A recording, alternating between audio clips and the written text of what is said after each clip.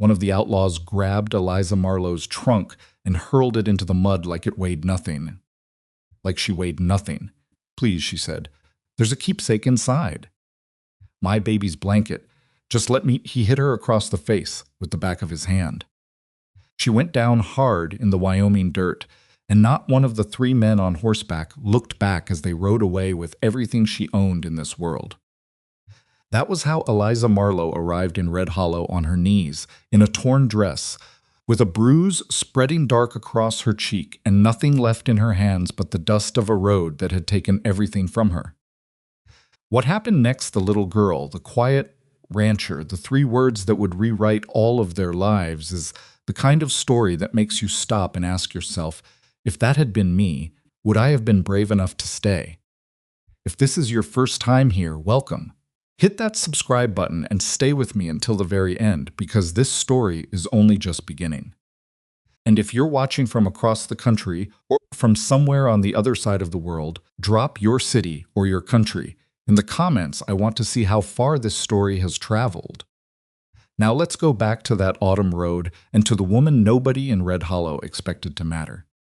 The stagecoach reached Red Hollow just past 4 in the afternoon, when the October light was already going thin and cold over the Wyoming hills. Caleb Whitlock had been standing outside the depot for nearly an hour, his hat in his hands, turning it in slow circles the way a man does when he doesn't know what to do with his nerves. He was 41 years old and had not spoken more than a few dozen words to a woman in over 2 years.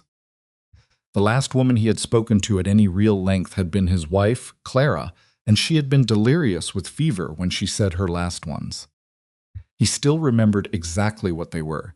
He carried them with him the way other men carried photographs. Beside him, his daughter Maisie stood with her hands folded in front of her, wearing her best dress, which was still not a very good dress, because Caleb had washed it himself, and he had never been talented at washing clothes. She was 7 years old with brown hair that had grown past her shoulders in the year since anyone had thought to cut it properly.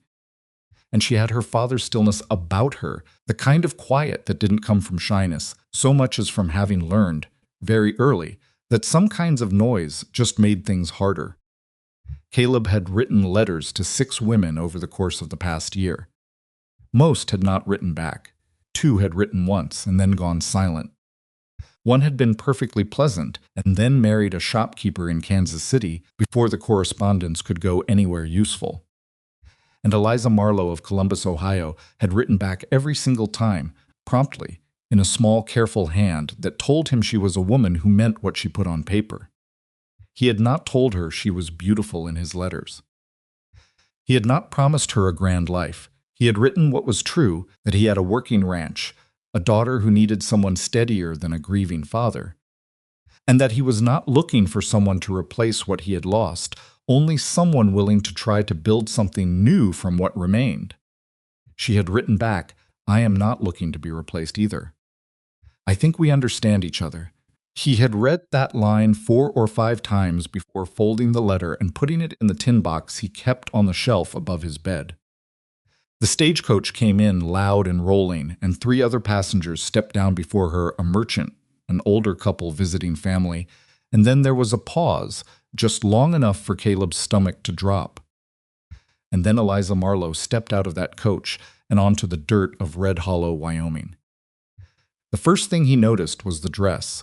It was torn at the shoulder, the fabric hanging at an angle that told him it had been grabbed and pulled, not snagged on something accidentally. The second thing he noticed was her face. She was not ugly, not by a long measure, but beauty was not the word that came to him either, because his eyes went straight to the bruise, sitting high on her left cheek like a dark thumbprint, still swelling, still fresh. His jaw tightened without his permission. She met his eyes. She did not look away, which was the fourth thing he noticed, and in that small moment of refusal to look down, he understood that whatever had happened to this woman on the road, it had not broken her posture. She walked toward him steadily, though he could see by the way she held her left arm that something pained her on that side. "Mr. Whitlock," she said. Her voice was even, practiced even maybe. "Yes, ma'am." He put his hat back on his head because he didn't know what else to do with his hands. Miss Marlowe. She stopped 2 feet from him and looked him in the eyes again, and then did something he had not expected.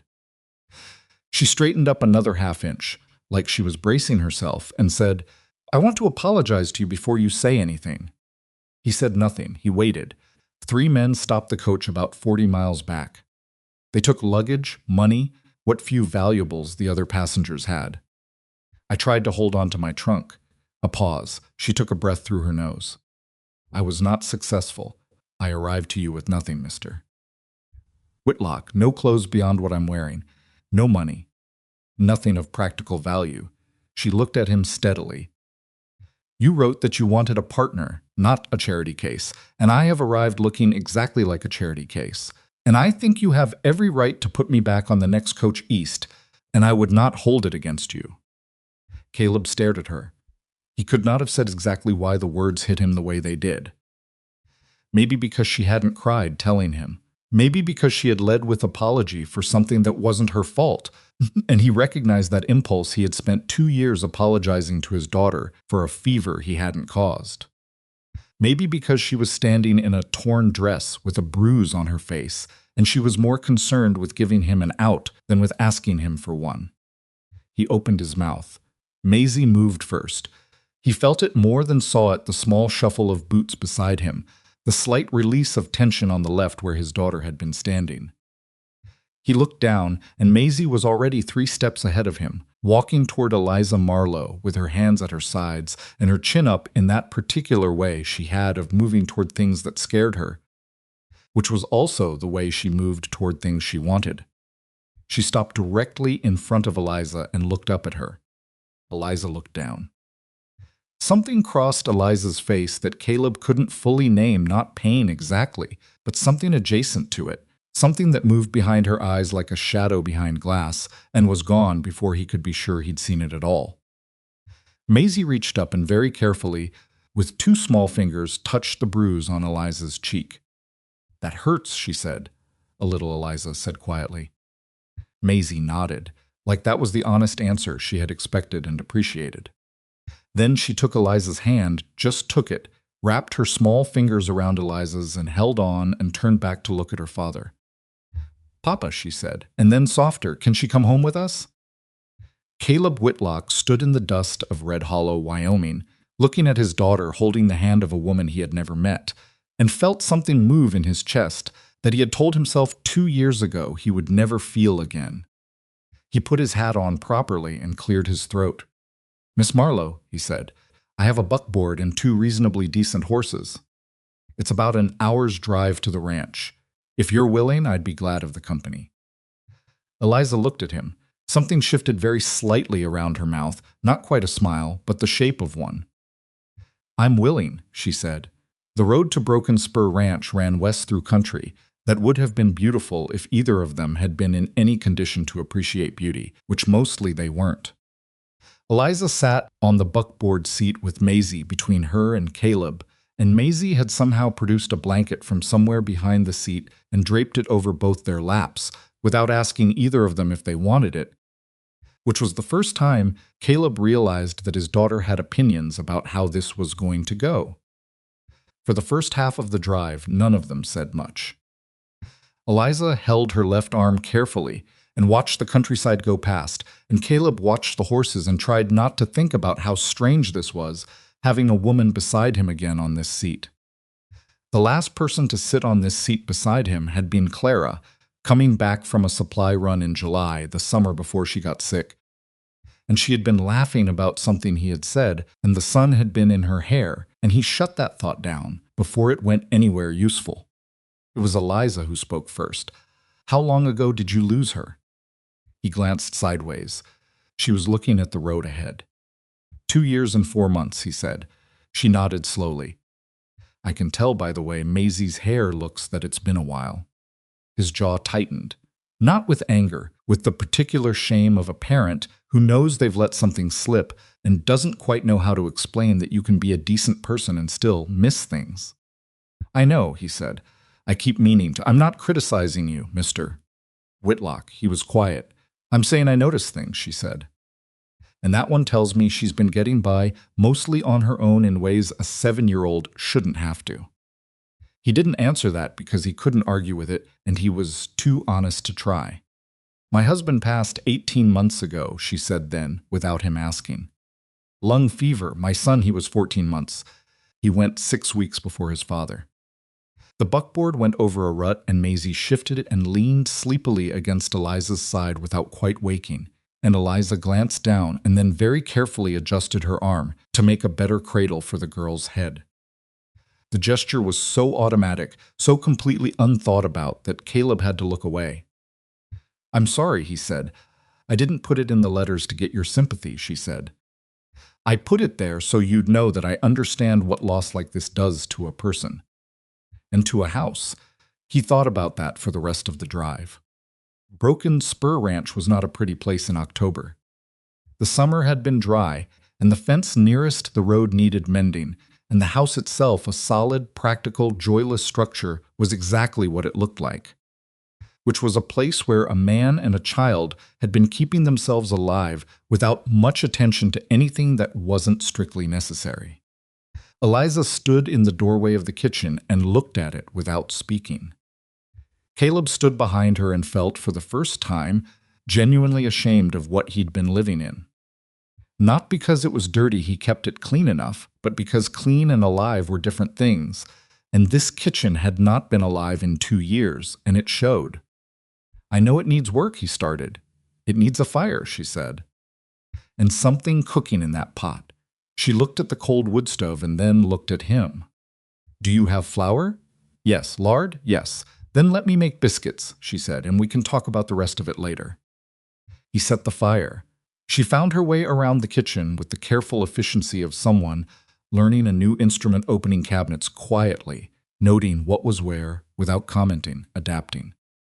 Her shoulder was clearly paining her, and she favored it without mentioning it, which irritated him because it meant she'd decided already not to ask him for help with anything she could manage on her own. Maisie sat at the table and watched Eliza work with the focused attention of a person observing a thing they've been hungry to see. You know how to make biscuits? Maisie asked. I do, Eliza said. Real ones? Not like Papa's? Caleb made a sound that was not quite dignified. What are your father's biscuits like? Eliza asked, keeping her voice neutral. Hard, Maisie said. Like if you dropped one on the floor, you could use it to hammer something. Maisie, Caleb said. It's true, Papa. Eliza's shoulders moved once quickly, with something she was suppressing. Well, she said, I'll try to do better than that. She did. The biscuits came out light and properly done, and they ate at the kitchen table for the first time in what felt like longer than 2 years, and Maisie ate 4 of them, which was more than she'd eaten at one sitting in recent memory. And when she finished, she looked at Eliza across the table with a directness that was almost uncomfortable. Are you going to stay? She asked. Caleb said, Maisie. It's a fair question, Eliza said, and she looked at the girl steadily, not talking down to her. I don't know yet, she said. That's the honest answer. Your father and I are going to take some time to figure that out. But I'll tell you what I do know. She paused. I am not going anywhere tonight. Maisie seemed to weigh this and find it acceptable. She nodded and reached for another biscuit. Caleb showed Eliza to the room that had been the spare since they'd built the addition 2 years before Clara died, and he had put clean sheets on the bed that morning with more care than he'd taken doing laundry in recent memory. And he stood in the doorway, not quite knowing how to end the evening. Your shoulder needs looking at, he said. It's bruised, she said. Not broken. I can manage. I have arnica salve in the cabinet. She looked at him. I'll leave it on the kitchen counter, he said. In case you want it. Thank you, he turned to go. Mr. Whitlock, he stopped. You didn't send me away, she said. When you could have. I want you to know I noticed that. He stood with his back to her for a moment, looking at the dark hallway. My daughter noticed something in you, he said, before I'd finished looking at your face. She's not wrong about people. A pause, never has been. I don't expect she's wrong now. He didn't wait for her to answer. He went down the hall, and she heard his door close quietly, and she stood in the middle of her new room, bare of everything she'd brought with her. Every material trace of the life before, and she let out a breath that she had been holding, it felt like, for the entire journey west. She was not home, but she was not on the road either. And the little girl down the hall had taken her hand like it was the most natural thing in the world, and somewhere in that, Eliza Marlowe found the first still thing she'd touched in 18 months. She sat on the edge of the bed. She did not cry. She had already decided she was done crying over things she couldn't change. What she didn't know yet, what she couldn't have known, sitting in that bare room in the dark, was that there was still one thing coming that would break her open in a way that all the loss before it had not. Not because it was worse than what she'd survived, but because by the time it arrived, she would have something left to lose. The arnica salve was gone from the kitchen counter by morning. Caleb noticed it when he came down before sunrise to start the stove, and he noticed something else too. The counter had been wiped down. The tin of flour he'd left sitting out had been put back in the cabinet, and there was a small stack of kindling beside the stove that he hadn't cut, which meant she had either found his woodpile in the dark or woken before him, which, given that he'd been up at 4:30, seemed unlikely, but apparently wasn't. He stood in the kitchen alone for a moment and just looked at it. It was the same kitchen, same walls, same stove, same window facing east where the sky was just starting to go gray. But something about the arrangement of it felt different, the way a room feels different when someone has moved through it with intention instead of just necessity, and he couldn't have said exactly what had changed, except that it had. He started the fire and put the coffee on and sat at the table and waited. She came down 40 minutes later, dressed and alert, her hair pinned back in a way that was practical rather than pretty, and her left arm still carried a little stiffly at the side. She stopped in the kitchen doorway when she saw him, and there was 1 second, just one, where he could see her recalibrating, the way you do when you've been used to moving through a space alone, and suddenly there is another person in it.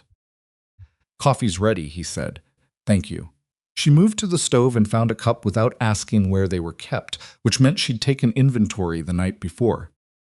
She sat across from him, and they drank coffee in the early morning dark, and neither of them felt compelled to fill the silence with noise, which was either a very good sign or a very bad one, and Caleb wasn't sure yet which. "I'd like to know what needs doing," she said finally. "On the ranch. In the house. All of it." He looked at her over his cup. "You don't need to—" "I didn't come out here to sit in that room," she said. Not sharply, just clearly. "I came to be useful. So tell me what's useful." He told her. He started with the house because that was easier, the mending pile that had grown to an embarrassing height in the back bedroom. The pantry that needed reorganizing because he'd been buying things without tracking what he already had, and there were 3 tins of the same beans stacked behind a bag of rice he'd forgotten about. The curtains in Maisie's room that had a tear in them from where the girl had climbed up to look out during a storm and grab the fabric. Then he moved to the yard, the garden plot behind the house that Clara had kept and he hadn't touched since she died, which had gone to weeds and hard ground. Then the ranch itself, the fence line on the north pasture that needed 2 new posts, the hay situation that was going to be tight if the winter ran long, the 1 cow who'd been off her feed for a week, and he couldn't figure out why. Eliza listened to all of it without interrupting. She had her cup in both hands, and she watched his face while he talked, which was a little disconcerting, because most people looked away when you were listing your failures, and she didn't. When he finished, she said, "The cow, is she drinking?" He blinked some. "Is her nose dry or wet?" "Dry, mostly." "Check her teeth today," Eliza said. "She might have an ulcer or a sore tooth, making it painful to eat. My father kept cattle, saw it a few times." She paused. "Also the mending pile I can start today. The garden won't be plantable until spring, but I can clear the weeds so the soil has time. The curtain I can fix this morning before Maisie's up if you have thread." He stared at her. "What?" she said. "Nothing," he said. "Thread's in the bureau drawer." Second from top, she nodded and finished her coffee. He checked the cow that afternoon. She had a cracked back molar that the ranch hand, a slow-moving older man named Denton, who had been with Caleb for 6 years and said very little about anything, confirmed he'd never thought to look for. They dealt with it as best they could, and by the following morning the animal was eating normally, and Denton looked at Caleb sideways and said, "Your new wife know a lot about cattle." And Caleb said, "She's not my wife yet," and Denton said, in a way that communicated more than Caleb was comfortable with. Maisie's hair got braided on the 3rd day. It happened in the morning, before school, when Maisie came downstairs with her hair in its usual state of barely managed chaos, and Eliza looked at it and said, "Not unkindly, come here," and Maisie walked over without argument. Which told Caleb something about his daughter that he hadn't fully appreciated before, that she had been waiting for someone to say exactly that. Eliza sat her on a kitchen chair and worked through the tangles slowly, section by section, and didn't yank or rush, and Maisie sat unusually still for a child who was normally in motion at all times and watched her own hands in her lap. "Does it hurt?" Eliza asked at one point, working through a particular knot near the back. "A little," Maisie said. "Then Mama used to do this." The kitchen went quiet enough that Caleb, standing at the counter, could hear the wind outside. "I know," Eliza said softly. "She didn't stop working." "She must have been good at it." "She was," Maisie said. "She used to sing while she did it." "What did she sing?" Maisie thought for a moment. "Something about a river." "I don't remember all the words. That's all right," Eliza said. "You don't have to remember all of it." She finished the braid and tied it off with a piece of ribbon she had apparently produced from somewhere, and she turned Maisie around to face her and looked at the result. "There," she said. Maisie reached up and felt the braid with her fingers, and something moved across her small face that Caleb couldn't quite look at directly. "It feels like hers," Maisie said. Eliza looked at the girl for a moment without speaking, and Caleb watched the thing that crossed Eliza's face, the shadow behind glass again. The same one he'd seen at the depot, and this time it stayed a half-second longer before she put it somewhere he couldn't see. "Good," Eliza said. "Then go to school," Maisie went. And Eliza turned back to the stove and kept her back to the room for a moment longer than was strictly necessary, and Caleb said nothing, because he understood that sometimes you needed a wall to face when you were holding yourself together. The arrangement between them was not a romance. Not in those first weeks. It was something more complicated and, in its own way, more interesting. Two people who had each lost the person they'd built their life around, trying to figure out whether what they were building now was a household or something more, and neither willing to say out loud that the question existed. Caleb was careful with her in ways he didn't entirely understand. He made sure the wood box was full so she never had to go out to the woodpile after dark. He started fixing the north fence himself so she wouldn't have to listen to him complaining about it at breakfast. When Denton made a comment one morning, nothing cruel, just a ranch hand's blunt curiosity about how that woman from back east was settling in, Caleb looked at him with an evenness that made the older man change the subject faster than was natural for him. He didn't analyze any of this, he just did it. Eliza, for her part, was careful not to overstep. She reorganized the pantry, but asked him first. She made changes to Maisie's room, rehung the curtain, added a small braided rug she had found in the back of a closet, but she told Maisie about them and let the girl help arrange things. She did not move anything in his bedroom and did not ask what was in the trunk at the foot of his bed, though he suspected she noticed it the day she changed the bedding on the whole house in one efficient sweep and remade his room with the particular care of someone who respects that a room belongs to someone else. They had dinner together every evening, the three of them, and they developed the patterns of any household who refilled whose cup without asking, who cleared while who washed, who read to Maisie before bed when one of them was otherwise occupied. The patterns came naturally, which was both a relief and slightly alarming, like finding you've memorized a route you didn't mean to learn. Then came the evening that cracked things open in a way neither of them had planned. It was a Thursday, about 3 weeks after Eliza's arrival, and Maisie had gone to bed, and the two of them were sitting at the kitchen table in the post-supper quiet that had become the part of the day when they talked most honestly. Eliza had her mending in her lap, She'd been working through the pile steadily, a little every evening, and Caleb had the account book open in front of him, though he'd stopped looking at it a while ago. He was watching her hands. She had competent hands, not delicate, not the hands of a woman who'd lived indoors her whole life. There was a small scar on her right index finger that curved along the knuckle, and he'd been meaning not to wonder about it for several days. "What happened to your hand?" he said. She looked up. Then down at the scar, "Kitchen knife, about 4 years ago. It was my fault. I was trying to do 3 things at once." He nodded. "What happened to yours?" she said. He looked at his right hand, at the 2 fingers that sat a little crooked where they'd healed wrong. "Got them caught in the fence mechanism, about 6 years back. Denton set them for me." A pause. "He's not a doctor." "Clearly," she said, with a dryness that made him smile before he knew he was doing it, and he looked down at the account book before she could see. But she had seen. He could tell by the way the mending went slightly still in her hands for 1 second before continuing. "Tell me about Clara," she said.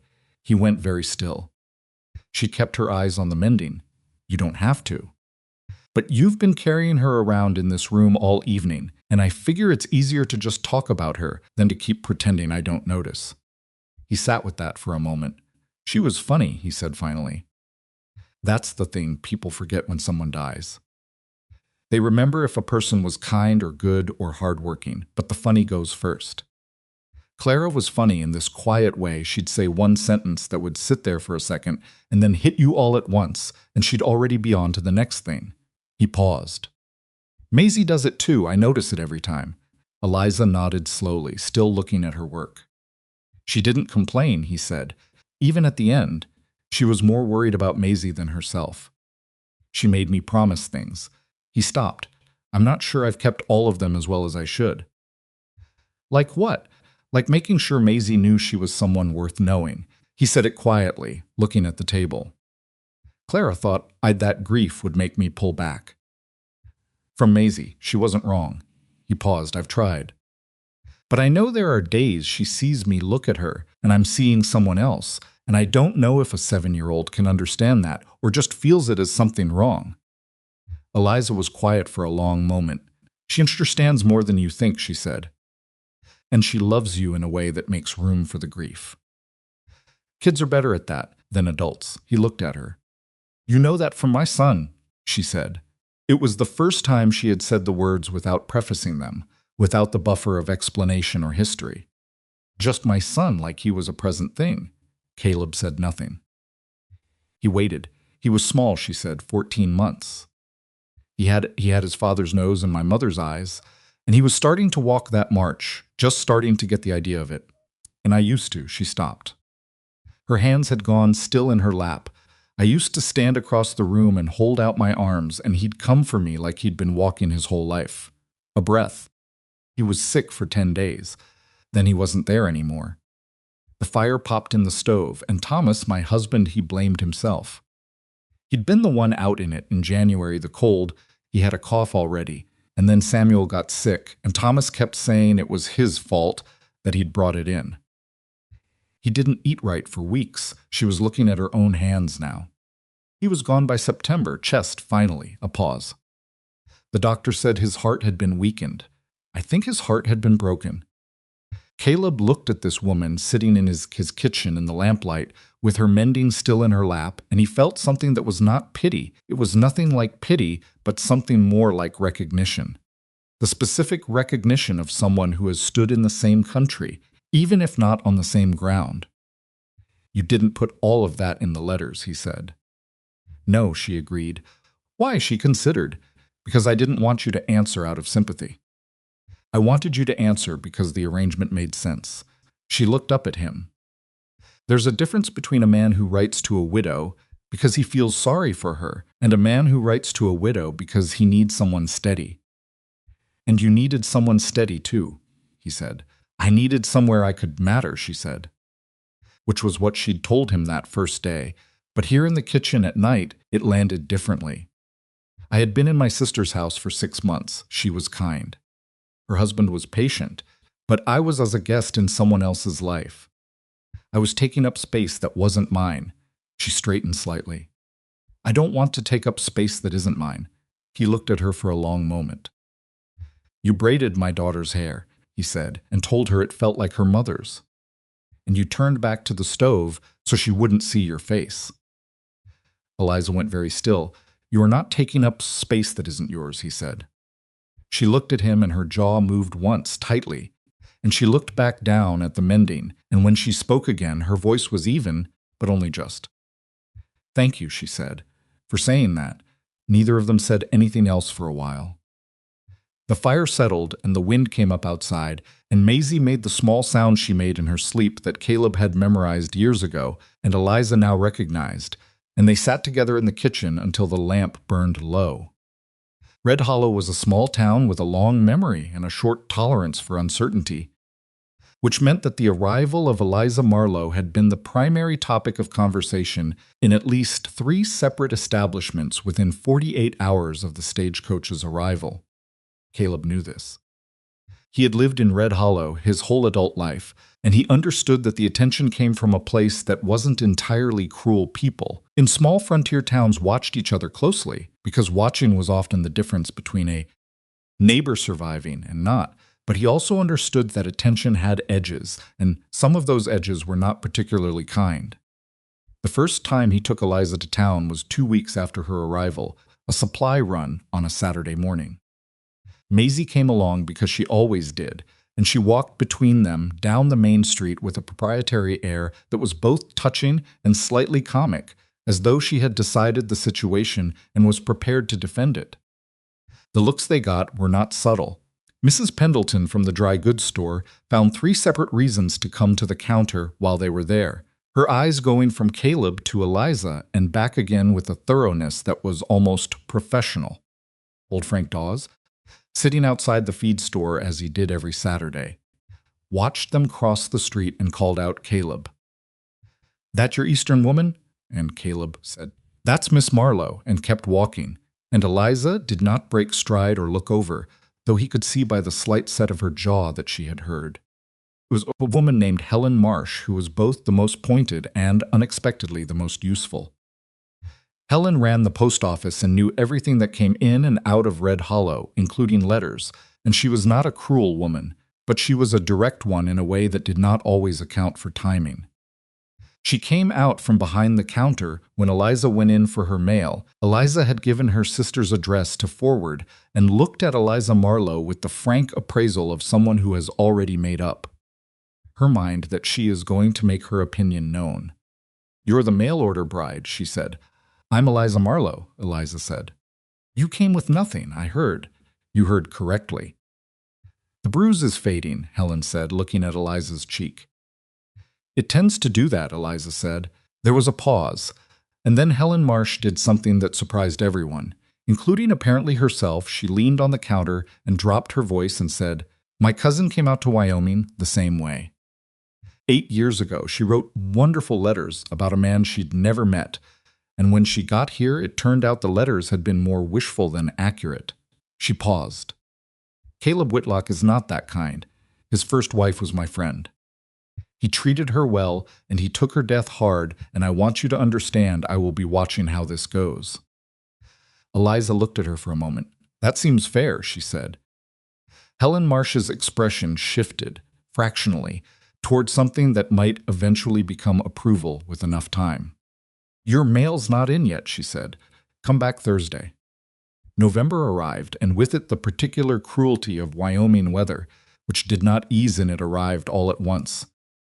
A hard frost on the first morning that coated every surface and turned the walk from the house to the barn into an exercise in controlled panic. Caleb pulled on his boots before sunrise and went out without waking anyone, and when Eliza came down and found the stove already lit and the coffee already on and the cold blue light of early morning frost coming through the kitchen window, she stood for a moment and felt something that she could not have named precisely, but that had something to do with reliability, with the comfort of a thing you can count on. It was a small thing. She was aware it was a small thing. But after 18 months of having nothing reliable, small things had weight. She started breakfast, and when Maisie came down, she was in a mood tired and short-tempered in the way of children who have been pushing against the edges of something they can't name, and when Eliza put her plate in front of her, Maisie pushed it slightly to the side and put her head down on her arms. "Not hungry," she said. "That's all right," Eliza said. "Leave it there in case you change your mind." "I'm not going to change my mind." "Okay." A pause. "Eliza? Do you miss your home?" Maisie asked, her voice muffled by her arms. Eliza considered this seriously, the way she always did with Maisie's questions. "I miss some things about it," she said. "I miss my sister. I miss knowing where things are without looking." She paused. "But I don't miss being somewhere that wasn't mine." Maisie lifted her head. "Is this yours?" Eliza looked at her. "I'm working on it," she said honestly. Maisie seemed to think that was the right answer. She pulled her plate back and started eating. Caleb came in from the barn 20 minutes later, stamping mud and cold from his boots, and he saw Maisie eating at the table, and Eliza at the stove, and a look crossed his face, quick, involuntary. Gone before he controlled it, that Eliza caught from the corner of her eye and filed away without comment. The thing with the barn happened on a Thursday, which was already a day that had not gone well. Caleb had spent the morning dealing with the situation with one of the younger ranch horses, an animal named Bishop, who had always been manageable but had spooked badly that morning, for a reason no one could identify, and had thrown Denton into the fence, not hard enough to break anything, but hard enough to put the older man on a crate in the tack room, looking pale and breathing carefully. Caleb had spent 2 hours settling the horse and checking Denton's ribs and determining that the older man was bruised but not seriously injured. And by the time he came back to the house for midday, he was tired and short with himself, in the way of a man who carries responsibility for other people's safety and does not always feel equal to it. He came into the kitchen, and Eliza was there, and she looked at his face and said, "What happened?" He told her, briefly and without ornament. She listened, and then she said, "Is Denton all right?" "He'll be sore," Caleb said. "He's at the bunkhouse." "I'll take him something for the bruising," she said. "I have comfrey in my things." She paused. "Bishop, is something wrong with him, do you think? When a normally settled horse spooks like that, there's usually a reason." Caleb looked at her. "Like what? Pain sometimes." "A tooth, like the cow. Or something with his feet. Horses will behave strange when a shoe's sitting wrong and they've been carrying it long enough that it's gotten into the joint." She hesitated. "Or something's frightened him and he knows it's still out there. Predator smell can linger." He stared at her for a second. "How do you know this much about ranch animals?" "I grew up on a farm," she said simply. "Ohio, 40 acres, small, but we ran it ourselves." Slight pause. "I told you I grew up in the country. You may have assumed that meant something different." "I assumed you meant a small town," he admitted. "I meant 40 acres of clay soil and a father who believed in teaching his children everything he knew, whether they wanted to learn it or not." The corner of her mouth moved. "I wanted to learn most of it." He sat down at the table, heavier than he'd intended, and Eliza set coffee in front of him without his asking, and sat across from him, and they sat in the midday quiet with the wind picking up outside and Bishop's unexplained panic between them. "I feel like every day something breaks," he said. It came out flatter than he meant it to. She wrapped both hands around her own cup. "Something does break every day," she said. "That's not a sign things are going wrong. That's just a ranch." Clara used to say something like that. "Smart woman," Eliza said. He looked at her. "She was," he said. "She would have—" He stopped. He had been about to say she would have liked you, and he wasn't sure if that was true or presumptuous or something else entirely. So he left it. But Eliza seemed to hear the unfinished sentence anyway, because she looked at her coffee and something passed across her face that was not sad, exactly not anymore, but was honest in a way that he was beginning to understand, was simply how she existed. "I would have liked her too, I think," Eliza said quietly. They finished their coffee. Then she wrapped up the comfrey poultice in a cloth and took it across to the bunkhouse to Denton, who looked at her with the particular expression of a man who is suspicious of being fussed over but too sore to object. And she showed him how to apply it and told him not to lift anything heavier than a cup for 2 days. And Denton looked at her sideways after, and told her she was bossier than she looked. And she told him most people were, and he almost smiled. It was in the second week of November that Caleb made the offer he'd been turning over for days. He caught Eliza in the moment between supper and clearing, when Maisie had gone to find her book, and the two of them were at the table alone in that particular window of time that had become, without either of them quite marking when it happened. The part of the evening they were both quietly glad to reach. "I want to talk about the arrangement," he said. She looked up from the cup she was holding. "Steady. Waiting, you've been here a month," he said. "And I know." He stopped, reset. "I made you a promise when you got here.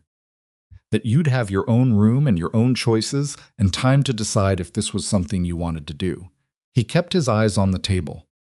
"I want to make sure that's still how things feel. For you." She was quiet for a moment. "Is that what you wanted to talk about?" she said. "Or is there something else?" He looked at her. She looked back. "I was going to say," he said, more carefully, "that I don't think this is temporary. What's happening here?" I think he pressed his mouth together. He was better with horses and fence posts than with sentences like this one. "I think Maisie needs this to not be temporary. And I think He stopped again. "Caleb," she said. It was the first time she had used his given name, and they both registered it simultaneously. "I know," she said. Not gently, just directly. "I know what you're saying. I'm not going anywhere." She set her cup down. "I didn't come west to go back. Whatever this is, whatever it becomes, I came to stay." He let out a breath through his nose that he hadn't known he was holding. "All right," he said. "All right," she said. Maisie came back in with her book and climbed into her chair and looked at both of them and said with the unerring instinct of a child who reads rooms, "What happened?" "Nothing happened," Caleb said. "Something happened," Maisie said. "Read your book," Eliza said, and Maisie looked between them once more, and then opened the book, but kept watching them over the top of it for the next several minutes, which both of them pretended not to notice. What grew between them in November was not dramatic. That was the thing about it that was hardest to explain later, in the years when Maisie was old enough to ask how it had happened. There was no single moment, no declaration, no clear line between one thing and another. It was 100 small things. It was Eliza learning that Caleb kept Clara's favorite cup on the shelf above the sink and never used it but always washed it when he washed the others, and her never commenting on it. It was Caleb noticing that Eliza sometimes stood outside in the early evening for 10 minutes with her face turned up and her eyes closed, just standing in the cold, and understanding, without asking, that this was something she needed, and leaving her to it. It was the way they moved around each other in the kitchen, which had stopped requiring apology when they reached for the same thing, and had become instead the easy navigation of two people who have learned each other's habits. It was the evening Maisie fell asleep on the settee with her head in Eliza's lap, and Eliza didn't move for an hour rather than wake her. And Caleb came and lifted the girl and carried her to bed, and when he came back, Eliza was still sitting in the same spot with her hands in her lap and her face very still, and he sat down not across from her but beside her, and neither of them said anything for a long time. It was Eliza telling him one night about the blanket. The outlaws had taken the small hand-stitched blanket she had made for Samuel before he was born, the one she had wrapped him in, and the one she had kept since. She told it flat and without self-pity, and said at the end, "I know it's just a thing. I know it doesn't matter." And Caleb said, "It matters." And she looked at him and did not argue. It was the morning Caleb came to breakfast, and there was something different about the kitchen, and he couldn't identify it for several minutes until he realized she had fixed the loose hinge on the cabinet door that had been squeaking for 6 months. Fixed it with tools she must have found in the barn, because he hadn't asked her, and it certainly hadn't done itself. It was all of these things, and it was also the specific quality of the silence between them in the evenings, which had gone from the careful silence of two strangers avoiding the wrong words to something that functioned more like rest. Neither of them named it. That was all right. In Caleb Whitlock's experience, the things that mattered most had a way of becoming undeniable on their own schedule, and there was nothing to be gained by forcing the language before you were ready to stand behind it.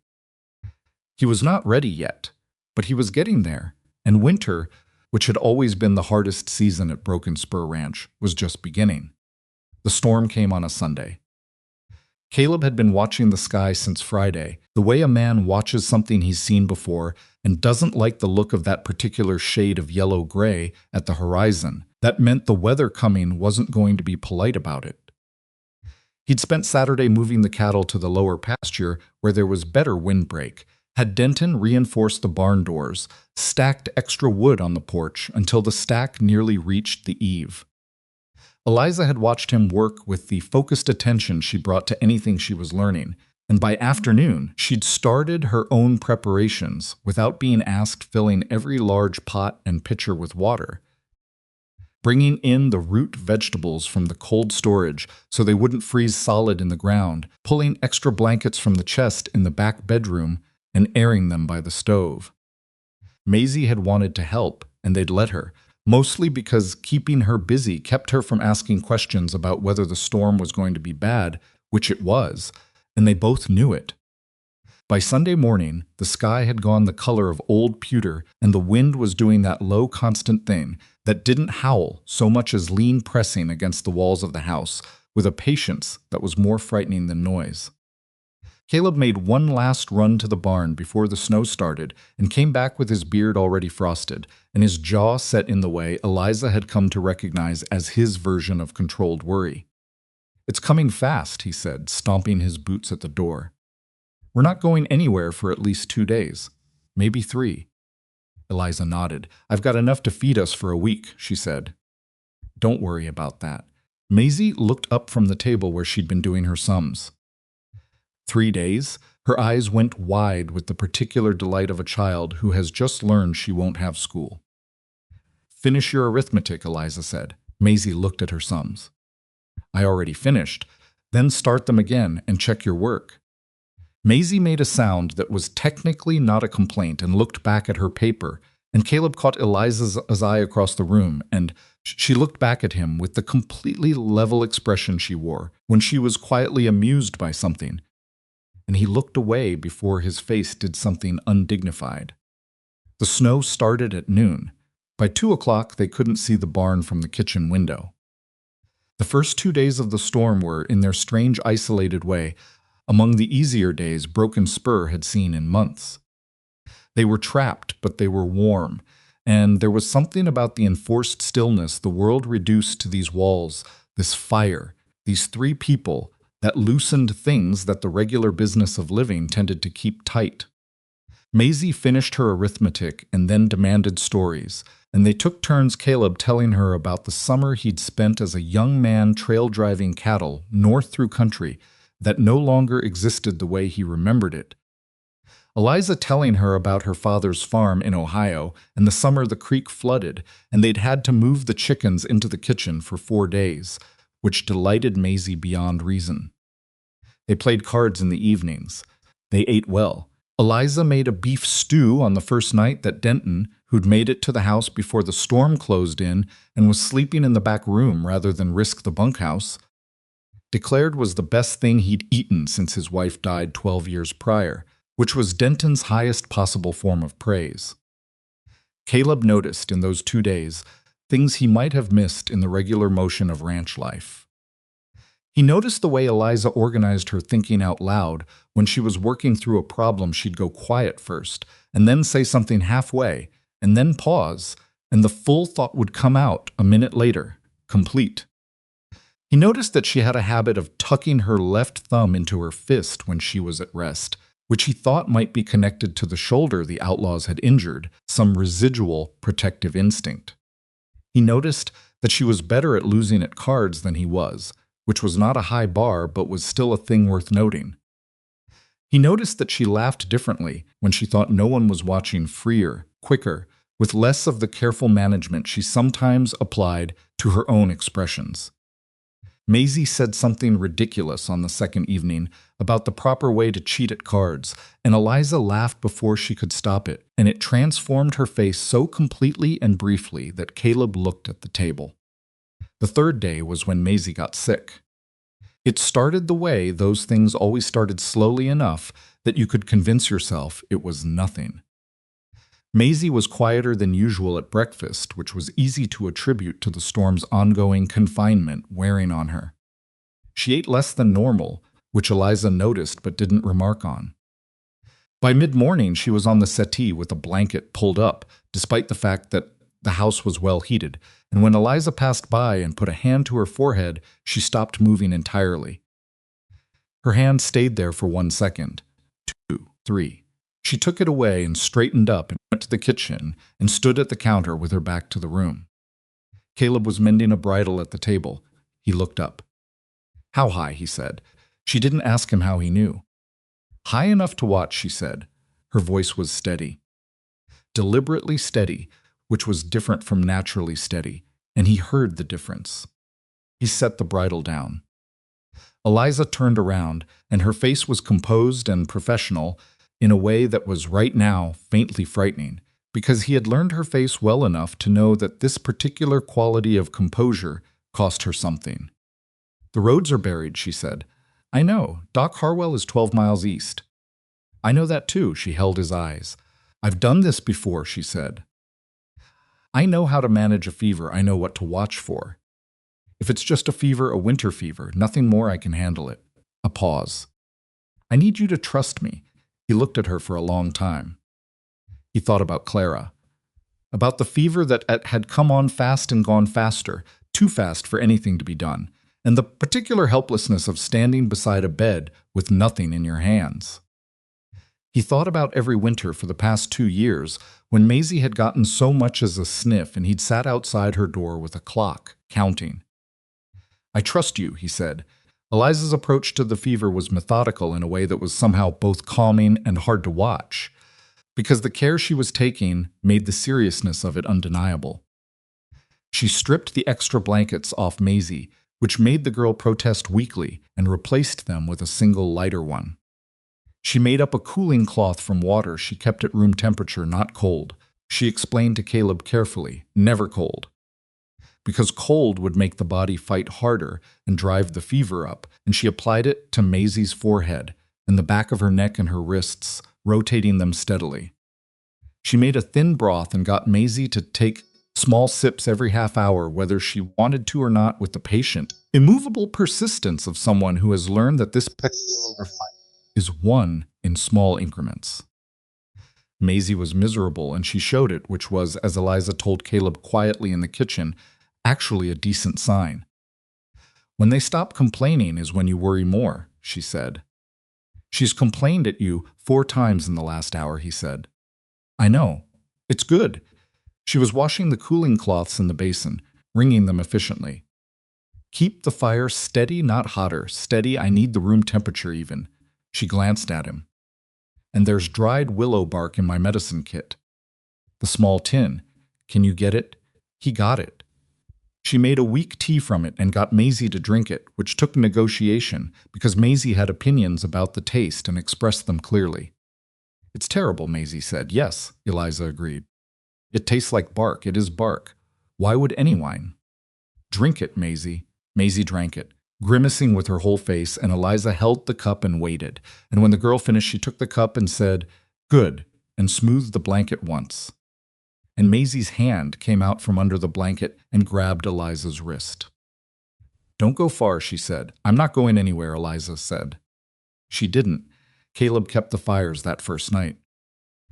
He went between the kitchen stove and the bedroom fireplace every hour, adding wood in measured amounts, keeping the temperatures even the way she'd asked.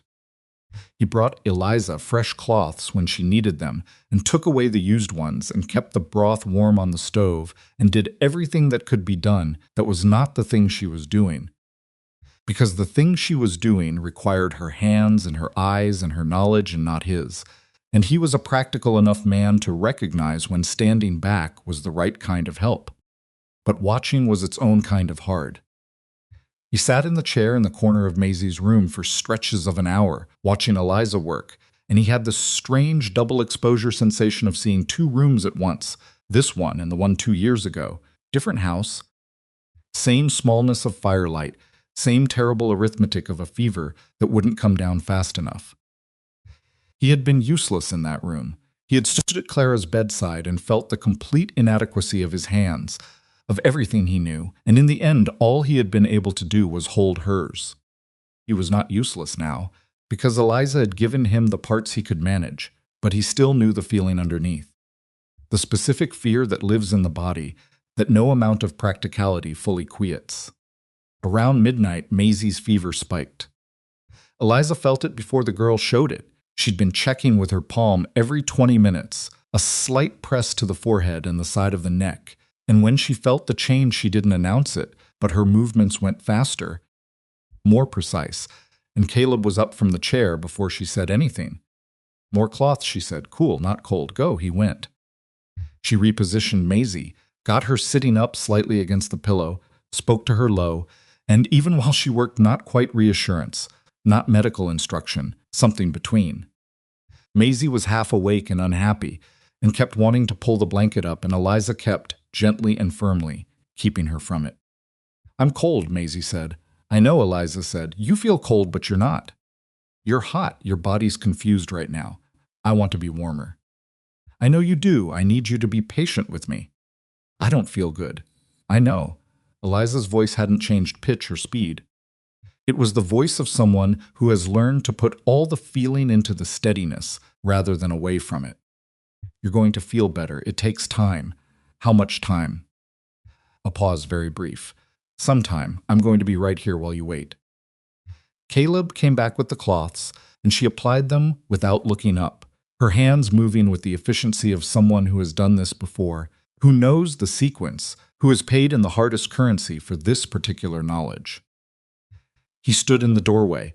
She looked up once, just for a second, and their eyes met across the room, and what passed between them in that second was not a conversation, but was something an acknowledgement of where they both were, of what this cost, of the thing they were both fighting without naming it. Then she looked back at Maisie. The second night was harder. The fever didn't break on the first night, which Eliza had half expected she'd told Caleb, matter-of-factly, that these things rarely resolved in one night, and not to read failure into it, but it was one thing to say that in the kitchen and another to sit with it through the long, dark hours when the storm pressed against the house and the fire needed. Feeding and Maisie was fretful and too hot, and kept asking for her mother in a way that had nothing to do with Eliza specifically, and everything to do with the particular vulnerability of being a sick child. Mama, she said once, around 2 a.m, not quite awake. Mama, I don't feel good. Eliza was already at her side, had been at her side, had barely left the room in 18 hours. She put her hand on Maisie's hair and said, I know, baby, in a voice so low Caleb almost didn't hear it from the doorway. And Maisie turned her face toward Eliza's hand like a plant turning toward whatever warmth exists, and went back into her uneasy sleep. Caleb gripped the doorframe. He didn't go in. He stood there for a long moment looking at the two of them in the firelight, his daughter turning toward this woman the way she turned toward warmth. And this woman sitting with her hand in Maisie's hair and her spine absolutely straight, holding the line. He went back to the kitchen. He sat down. He put his head in his hands. He was not a man who prayed in the conventional sense, had never been entirely sure what he believed about any of that.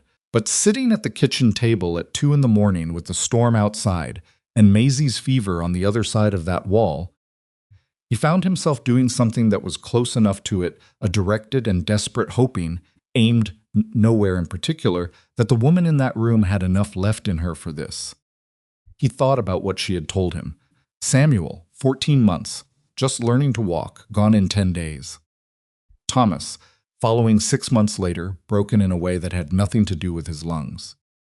And here she was on the other side of all that, sitting up through the second night with another woman's child, applying cooling cloths with the precision of someone who has turned grief into competence because that was the only way she knew how to carry it forward.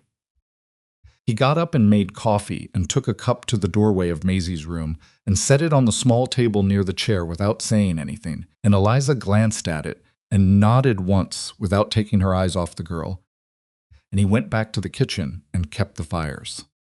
It was near dawn on the third day when Maisie's delirium peaked. Caleb was in the room by then. He'd stopped pretending to stay out of it, sometime around 4 in the morning, when the quality of the sounds from the bedroom changed. Something in the pitch of Maisie's breathing that put him through the door without a conscious decision. Eliza had the girl's hand and was talking to her steadily, low and even, the ongoing murmur of someone who understands that the voice itself is a kind of medicine when a person is frightened and sick and not quite located in the real world. Maisie's eyes were open but unfocused, and she was asking about something that made no sense, some fragment of a dream about a blue dress, and then she shifted and turned and reached out with both arms into the lamplight, reaching for something that wasn't there, and said, clearly and unmistakably, "Mama," not half asleep this time, not the vague calling out of an unconscious child. She was looking at the lamp, reaching toward the light, and she said it like she could see something there. "Mama, don't go." Eliza took the girl's hands. She folded both of Maisie's small reaching hands between her own and leaned forward, and she said, in a voice that didn't waver but cost her everything it had, "Mama's here." The words came out before whatever part of her might have stopped them could intervene, and Caleb saw it the split second after, when she heard herself and her eyes closed for one brief moment, and then opened again and stayed on Maisie's face. Maisie's hands tightened around hers. "Don't leave," Maisie said.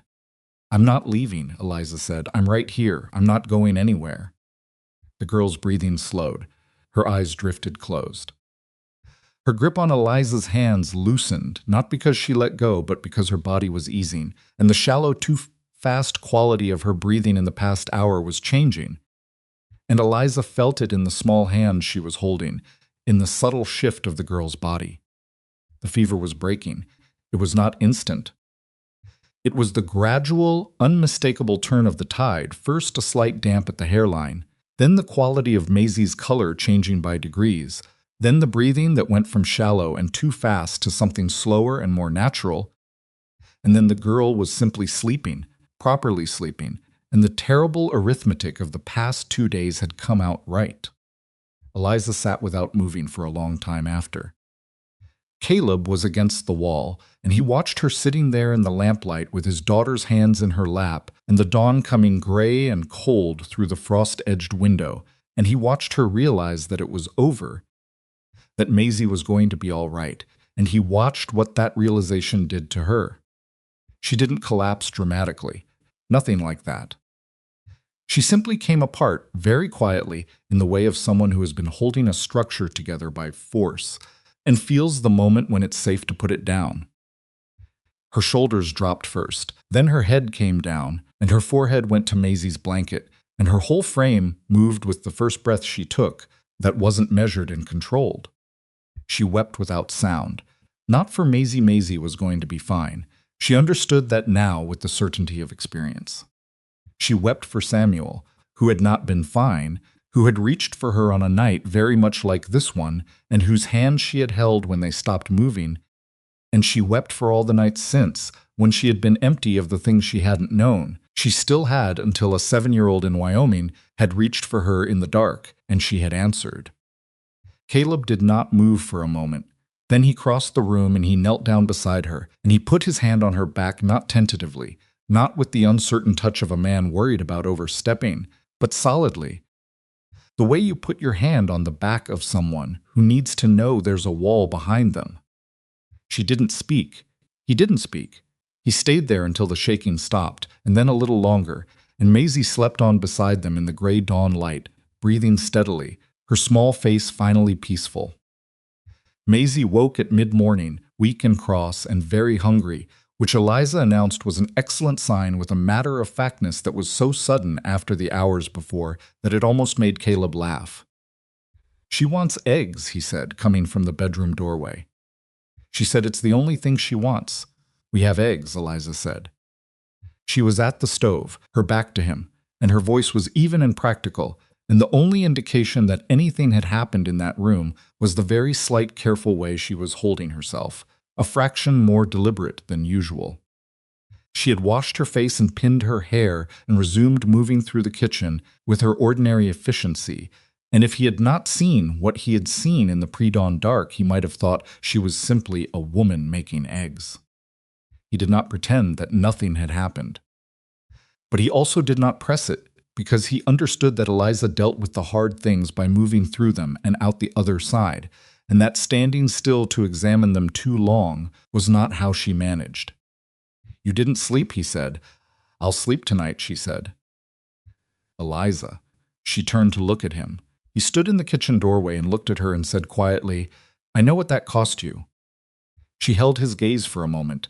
The thing behind her eyes was there again, not hidden this time, just present, like she had decided for this particular moment that she wasn't going to put it away. "She's all right," Eliza said. "I know," he said, "because of you." She looked at him a moment longer. Then she turned back to the stove. "The eggs are going to burn," she said. He went to sit at the table. Denton came in from the back room, looking like he hadn't slept either. The older man had been up most of the night in the kitchen, silently keeping company, in the way of men who can't help but don't know how, and Caleb poured him coffee, and they sat together while Eliza made eggs, and the storm outside had quieted to a low residual wind, and the world was buried and white and still. The storm cleared on the 4th day. The roads were impassable for another 2 days beyond that, but the sky went blue and the sun came out with the particular sharp brightness of a Wyoming winter after a blow, and Maisie, who had eaten eggs and broth and 2 biscuits on the first recovery day, and declared herself ready to go outside, had to be confined to the house by a coalition of Caleb, Eliza, and Denton, all of whom agreed for once on something. "The snow will still be there tomorrow," Eliza told her. "But I want to see it now," Maisie said. "You want to have a relapse?" Caleb said. Maisie considered this. "What's a relapse?" "It's when you get sick again because you didn't rest enough the first time," Eliza said. Maisie made a face that suggested she found this policy unreasonable, but she stayed inside, and by the second recovery day she was at the kitchen table with her schoolbook, which was more than she'd been capable of 48 hours prior, and was therefore a thing. Caleb stood in the doorway and quietly noted with a relief that was disproportionate and entirely understandable. In those days of forced quiet and slow recovery, something had shifted between him and Eliza that they hadn't arranged and couldn't fully articulate. It wasn't the crisis alone, it was what the crisis had revealed. The 2 days of watching her work, the pre-dawn hour of her coming apart and his hand on her back, the wordless resumption of practical life ago in the morning, all of it had moved things past a particular point from which there was no natural going back. He found he had stopped bracing himself in her presence. He couldn't have said exactly when that happened sometime in the long nights of the storm, perhaps, but the low-level tension that had underlaid every interaction since her arrival, the tension of 2 people who don't yet fully know what they are to each other, had been replaced by something quieter and less vigilant. Not comfort exactly, something more specific than that. Eliza seemed to feel it too. She moved through the house with a slight relaxation of the watchfulness she had carried since October, the constant self-monitoring of someone in a space they're not yet sure is theirs. She asked him, one morning, if she could move a piece of furniture in the sitting room, a chair that had been set at an angle that caught the door, so that anyone walking through caught it with their hip, and then stopped herself mid-sentence and said, "I'm sorry, I should just ask before," and he said, "Move the chair, Eliza," and she did. And that was the last time she asked permission to make the house more livable. Helen Marsh came by on the first road passable day with a pot of soup she said she'd made too much of, which was transparently an excuse, and she stood in the kitchen doorway and looked at Maisie on the settee, pale but upright and reading, and looked at Eliza at the stove and said to Caleb, "I heard Maisie was sick during the blow." "She was," he said. "She's all right? She's fine."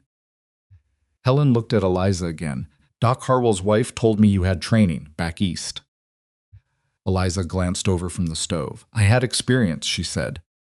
"There's a difference." Helen Marsh nodded slowly. "Well," she said, "I suppose sometimes experience is better." She set the soup on the counter and looked at Caleb directly. "You've done all right," she said, in a tone that made it unclear whether she was complimenting him on the storm management or on Eliza's presence specifically. And he didn't ask because he suspected it was the latter, and he wasn't sure what to do with it yet. She left, and Maisie called from the settee. Was that Mrs. Marsh? She talks like she's always deciding something. She is, Eliza said. What does she decide? Everything, if you let her, Caleb said. We don't let her. Eliza made a sound that was almost a laugh. It was 4 days after the storm cleared, the first evening that felt like a return to ordinary life, when Maisie asked the question that had clearly been building in her since the sick room. They were at the table after supper, the three of them in the routine they had made without planning it, and Maisie was drawing something in the blank back pages of her school book with the stub of a pencil, and she didn't look up when she said it. Eliza, she said, when I was sick, did you call yourself Mama? The kitchen went still. Eliza set her cup down slowly. I did, she said. Why? Caleb watched Eliza's face, and she didn't look away from Maisie, and she didn't manage her expression. She just let it sit there, whatever it was. Because you asked for one, Eliza said, and I was there. Maisie looked up from her drawing. She looked at Eliza with the absolute directness of a child who has not yet learned to soften her questions. Did you mean it? She said. A pause. Long enough to be honest. Yes, Eliza said. I did. Maisie looked at her for another moment.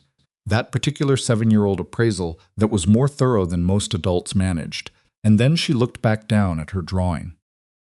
Okay, she said. She kept drawing. Caleb looked at the table. He had the sensation of something having been decided that was larger than the words used to decide it, and the particular inadequacy of language for the largest things.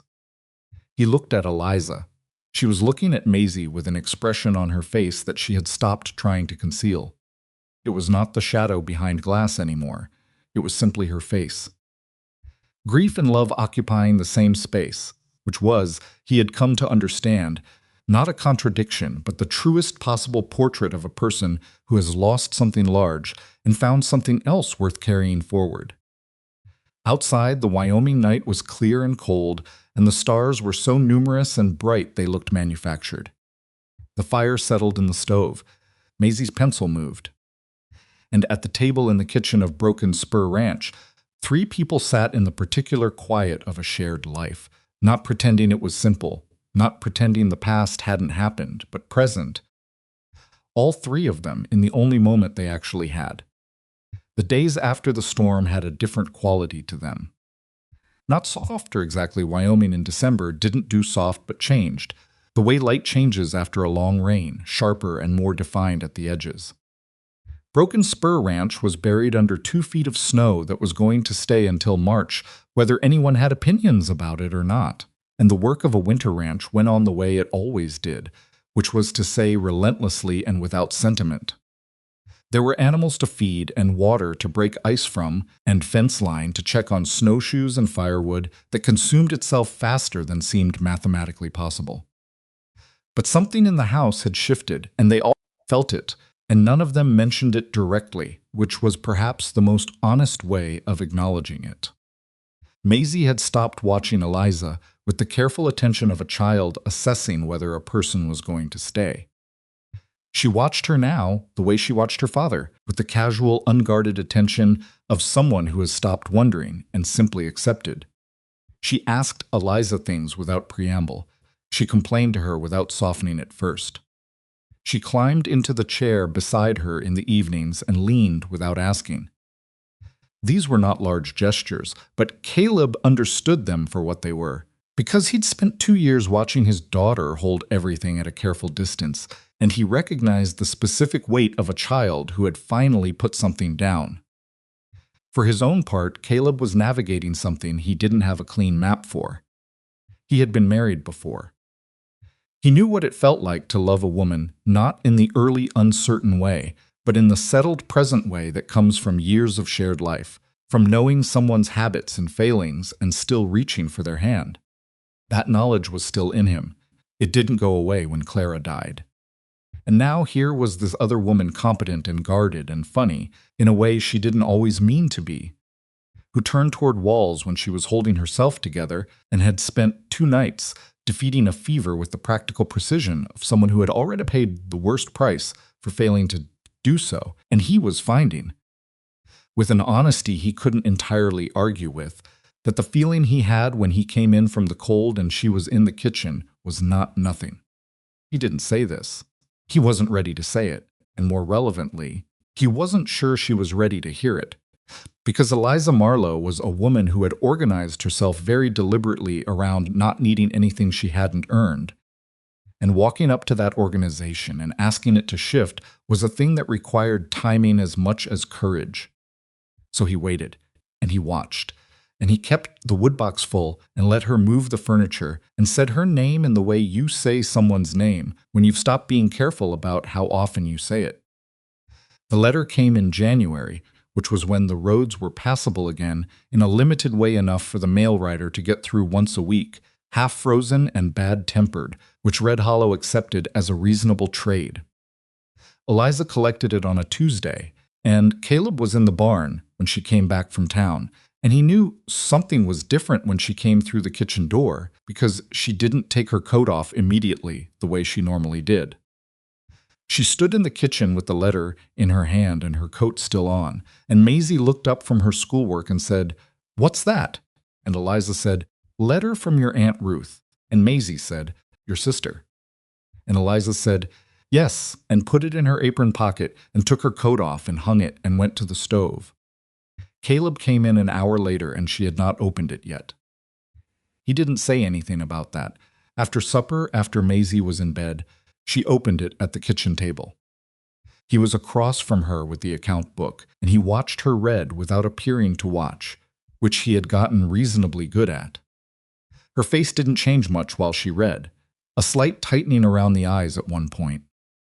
A pause midway through where she stopped and sat with the page for a moment before continuing. When she finished, she folded it along its original creases and set it on the table. "My sister is getting remarried," she said. "That's good news," he said carefully. "It is," she agreed. "He's a decent man. I've met him once." She looked at the folded letter. "She's selling the house I grew up in, my father's house." A pause. "She has the right, it's hers, legally. My share was settled years ago." She picked up the letter and set it down again. "I knew she would eventually. I just didn't." She stopped. "Know it would feel like that when it happened," he said. She looked at him. Yes. He thought about the tin box above his bed, Clara's letters inside it. He thought about the particular way it felt to know that a thing was right and still feel its loss as a loss. "There's a difference," he said, "between something ending and something being wrong." She considered that. "Is there always?" "I think so," he said. Most of the time. She picked up the letter once more and looked at it, and then folded it again and put it in her apron pocket and picked up her mending from the basket beside her chair, and they sat in the evening quiet until the lamp burned down. And at some point she said, without looking up from the work in her hands, "Thank you for not telling me it's fine." "It is fine," he said. "It's all so hard. Both things are true." She was quiet for a moment, then, "You're better at this than you think you are." He didn't know what to say to that, so he looked at the account book, and she looked at her mending, and the fire did what fires do. It was Denton who created the first real problem. Not deliberately. Denton had no apparent capacity for deliberate social maneuver. He operated entirely in straight lines, which was both his most useful and occasionally most inconvenient quality. He had been with Broken Spur for 6 years, and he was loyal to Caleb in the specific, unconditional way of a man who has been treated well for long enough that it has become the organizing principle of his life. And what he said with the full and uncomplicated intention of helpfulness. What he said was, to Walt Greer at the feed store on a Friday in January, that Caleb's woman was the best hand with a sick animal he'd ever seen, better than most men he'd worked with, and that she'd diagnosed the cow's tooth when no one else had thought to look, and she'd managed Maisie's fever through the big storm without a doctor inside 12 miles, and the girl was right as rain, and that he thought Caleb ought to marry her proper before someone with better sense stole her. Walt Greer told his wife told Helen Marsh, which was not a direction information could travel without consequences. Helen Marsh came to Broken Spur the following Wednesday with a pound of coffee and the specific expression of a woman who has decided that something needs to be addressed before the community addresses it incorrectly. Eliza was the one who let her in because Caleb was at the back pasture, and Helen came into the kitchen and put the coffee on the counter and sat down with the directness of a woman who does not treat sitting down as a preliminary activity. "People are talking," Helen said. "People always talk," Eliza said. She put the kettle on. "They're talking about the arrangement," Helen said. "About whether you're about what this is," she paused. "This is a small town, Mrs. Marlowe." "Miss Marlowe," Eliza said without heat. "The distinction is part of what they're talking about." Eliza turned from the stove and looked at Helen Marsh directly, with the level regard she gave everything she was actually thinking about. "What is it you want to say to me, Mrs. Marsh?" Helen sat with that for a moment, and then, with the slight adjustment of a woman who has decided to stop circling, said, "I want to say that this valley is small and these winters are long, and the people in it are watching what you and Caleb do next because how it goes matters to them. Not cruelly, just because that's what people do in a place this size." She folded her hands on the table. "And I want to say that if the arrangement is going to become something, if this is heading somewhere, for Macy's especially if it headed there soon rather than later." "Because of what people say," Eliza said. "Because of what Maisie hears," Helen said. "She's 7, she goes to school. Children are not kind about other children's unusual family situations." Eliza was quiet. "Has anyone said something to her?" she said. Her voice had changed, not louder, but more concentrated, the way a fire concentrates when you add more air. "Not that I know of," Helen said. Yet Eliza turned back to the kettle. She was still for a moment. "I appreciate your candor," she said, in a tone that meant she appreciated it, and also found it slightly painful to receive, which was an honest combination. "The women in this valley," Helen said, "can be on your side, or they can make things difficult. I am telling you the truth because I want to be on your side." A pause. "Caleb is a good man who has been walking in a fog for 2 years. What I watched happen to that ranch, what I watched happen to Maisie was hard to see." She looked at Eliza's back. "You are the first thing I've seen that has woken him up." Eliza didn't turn around. "He lost someone he loved very much," she said. "So did you," Helen said. "That doesn't seem to have stopped you from functioning." "It nearly did," Eliza said quietly, to the stove. Helen was silent for a moment. "I know," she said, in a voice that dropped its professional briskness for just that sentence. "I could see it when you got off that coach." She paused. "You didn't let it stop you." Eliza poured the hot water and brought 2 cups to the table and sat down, and they drank coffee together for the first time, without the formality of visitor and resident, and it was the beginning of something that would eventually become friendship, though neither of them would have used that word that particular Wednesday. Caleb came back in from the pasture to find Helen Marsh's horse at the post and took a moment in the cold to prepare himself before going inside. He found them at the table with coffee, talking about the garden plot. Eliza had been planning to clear in spring. Helen, it turned out, had gardening opinions that she was happy to share at length, and Eliza was listening to them with genuine attention, which was either a good sign or a strategy, and with Eliza he had learned it was usually both. Helen left an hour later, and Caleb stood with Eliza in the kitchen after the sound of hooves had faded and said, "How bad?" "Not bad," Eliza said. "She was washing the cups. She's direct." "That's a very kind way to put it. She also means well." Eliza set the cups to dry and turned to face him, leaning back against the counter with her arms crossed, not defensively but thoughtfully. She said, "People are talking about the arrangement." He looked at her steadily. "What kind of talking?" "The kind that would be better addressed than ignored." She held his eyes. "She's right.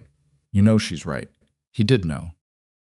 He had known for several weeks, which was part of what he had been carrying alongside everything else, the awareness that their arrangement, which had settled into something so natural within these 4 walls, looked from the outside like something different, something that required an answer. And Maisie in school with children who had parents who talked yes. He knew, Eliza, he said. You don't have to manage around it, she said. I know what she was saying. I know what I'm saying. She uncrossed her arms and picked up the dish towel and folded it. I just want to make sure you know it, too. What you want. Not what's practical or what's expected or what solves the problem of what Red Hollow thinks. She set the towel down. What you actually want. He looked at her across the kitchen, this woman who had arrived in October in a torn dress with a bruise on her face and no luggage, and had offered him an out before he'd said 10 words to her, who had braided his daughter's hair and diagnosed his cow and held Maisie's hands through a fever all night and wept for a dead child while his daughter slept safe beside her, who made coffee before he was awake and fixed hinges without being asked and chose every single day to stay. I want to stop calling you Miss Marlowe, he said. She looked at him. When I introduce you, he said. In town, I want to stop saying Miss Marlowe. He paused. He was not a man gifted with this kind of speech, and he knew it, and she knew it, and he pressed on anyway. I want to stop walking into a room and bracing myself for when you're going to leave. He stopped. Reset. I wrote to you in September because I needed someone to help raise my daughter. That's what I told myself. But that's not, he pressed his mouth together. That's not the whole of what this is anymore. You know it isn't. She watched him. I'm not asking you to forget Thomas, he said. Or Samuel. I'm not asking you to replace what you had. I wouldn't know how to do that myself. I'm not going to ask it of someone else. He paused. I'm asking if you want to build something here. With me. With Maisie. Something that belongs to all of us. His voice was even, but the evenness cost him. I'm asking if you'll marry me. The kitchen was very quiet. Eliza stood with her hands on the counter, and she looked at him, and he could see her processing it the way she processed everything fully, directly, without rushing to a surface answer, and he waited. Because that was what she needed, and he had learned by now that her pace was not hesitation but honesty. I am going to love your daughter, she said finally. I think I already do. I don't know yet if that's the same as the loving I had before. Maybe it's not. Maybe it's its own thing. She paused. Thomas was a good man, and I loved him, and I am not going to pretend that what I had with him was less than it was in order to make this easier. I don't want you to, he said. Clara was a good woman, she said. And she was here first, and she belongs in this house, and I won't ask you to put her away. She stays, he said. She's Maisie's mother. She stays. Eliza looked at him for a long moment. Then yes, she said. Not with grand emotion, not with tears. She said it the way she said most true things, plainly and without ornament, with the full weight of a person who does not say things she doesn't mean. Yes, she said again, more quietly. I'll marry you, Caleb. He let out a breath. She looked at the counter and then looked up, and there was something on her face that he hadn't seen before, not happiness exactly, or not only that, but something more layered and harder to name. The expression of a person who has come through a long, dark distance and has arrived at something that is not what was lost, but is nevertheless real and good and worth the distance. Tell Maisie, she said. Tonight? Before someone in Red Hollow tells her first, Eliza said, with the dryness that was, he had learned, her version of warmth. He almost smiled. Fair point. They told Maisie after supper, before she'd gotten her book, when she was still at the table with the end of her milk and her small face in its habitual expression of reading the room. Caleb started to arrange words and Maisie cut him off. Are you getting married? She said. He stopped. How did you? Denton told me, Maisie said. Caleb looked at Eliza. Eliza looked at the ceiling briefly. Denton told you, Caleb said. He said he figured it was coming, Maisie said, with the serenity of a child who sees no problem with any of this. He said he'd be surprised if Papa didn't ask before spring. I'll have a word with Denton, Caleb said. He wasn't wrong, Eliza said. Maisie looked at Eliza with those direct brown eyes.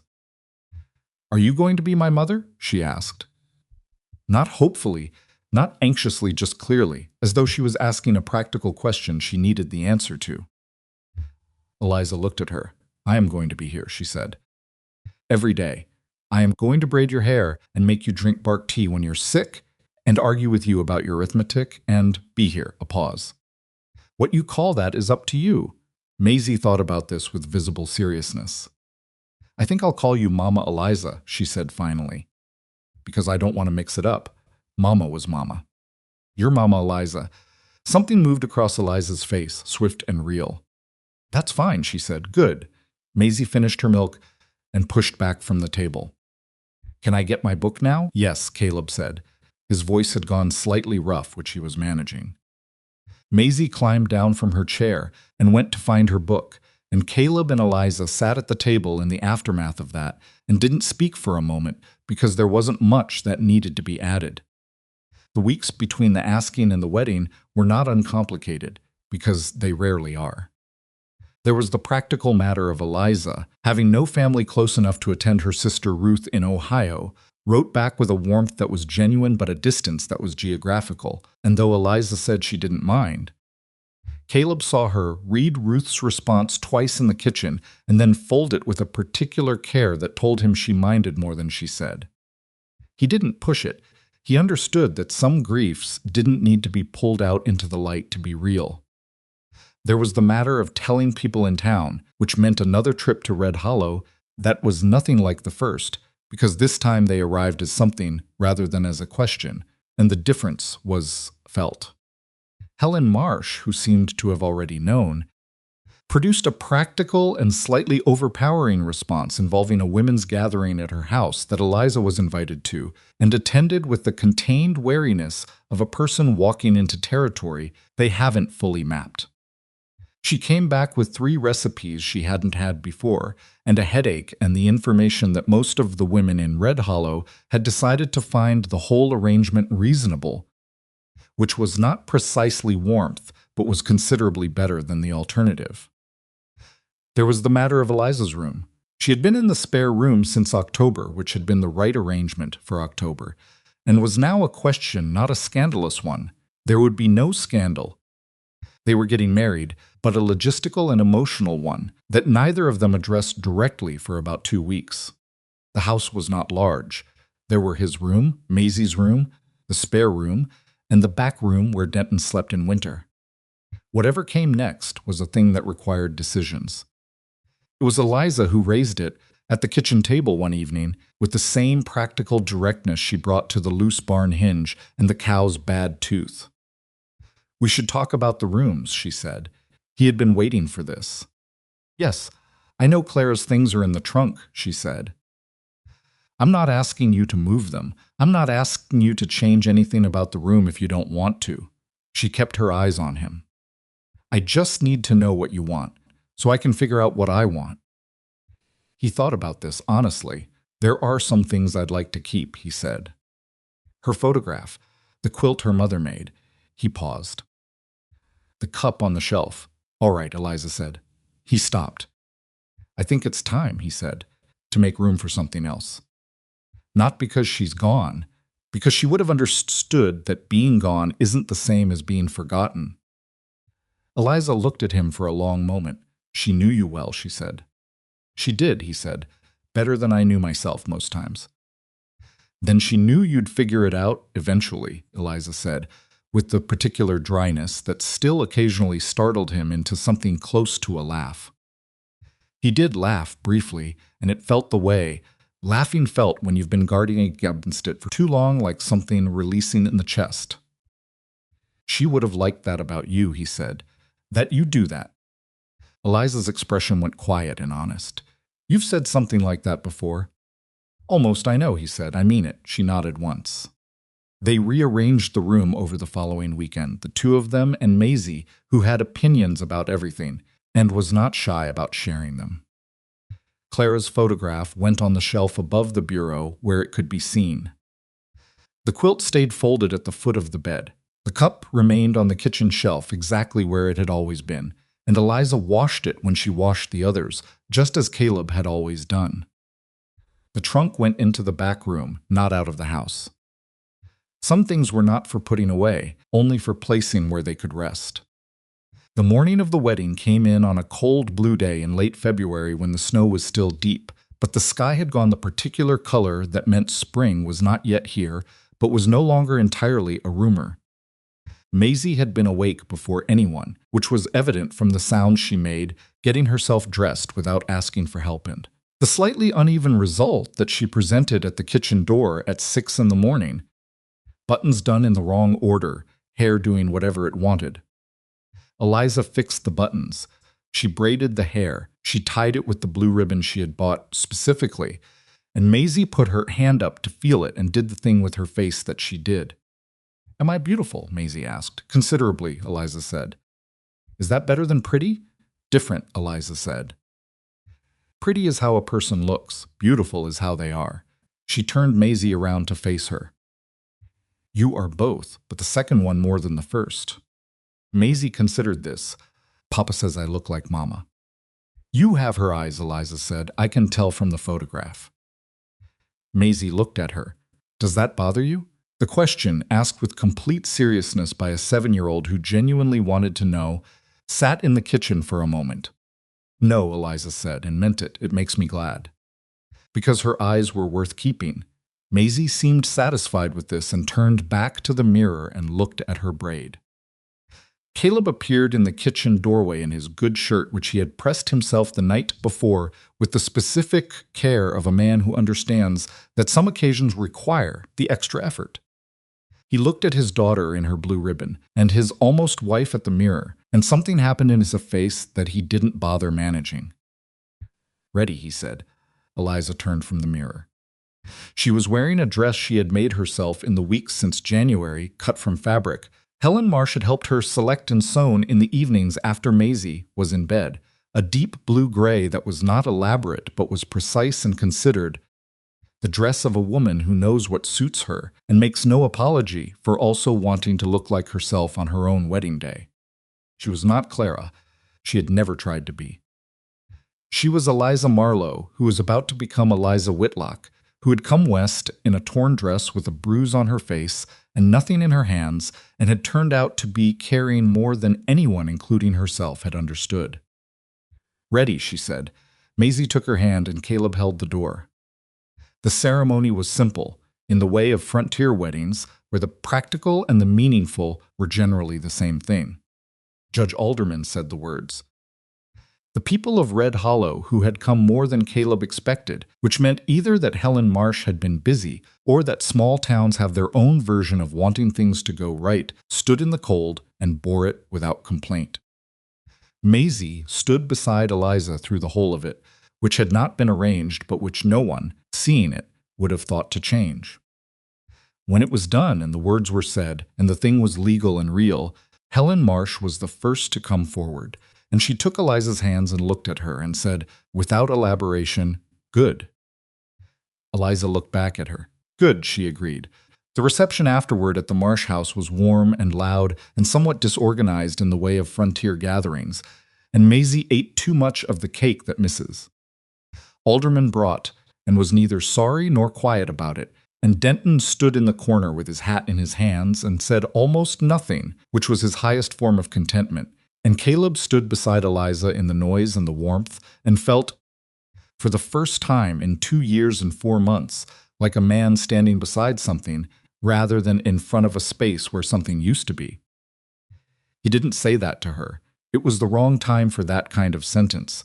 And besides, she was talking to the blacksmith's wife about medicinal herbs and seemed genuinely interested in the conversation. He watched her. She had been wrong on the day she stepped off that stagecoach. She hadn't been wrong about the outlaws or the trunk or the bruise or the fact that she'd arrived without luggage. She'd been wrong about the part where she had nothing to offer.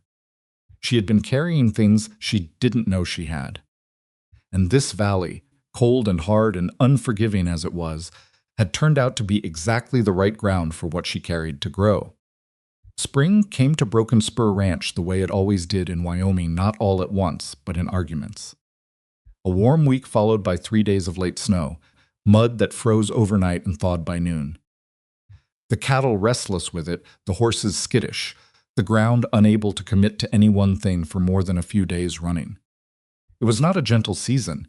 It never had been, but it was alive, and after the long compression of that particular winter, alive was enough. Eliza had her garden plot cleared by the second week of March.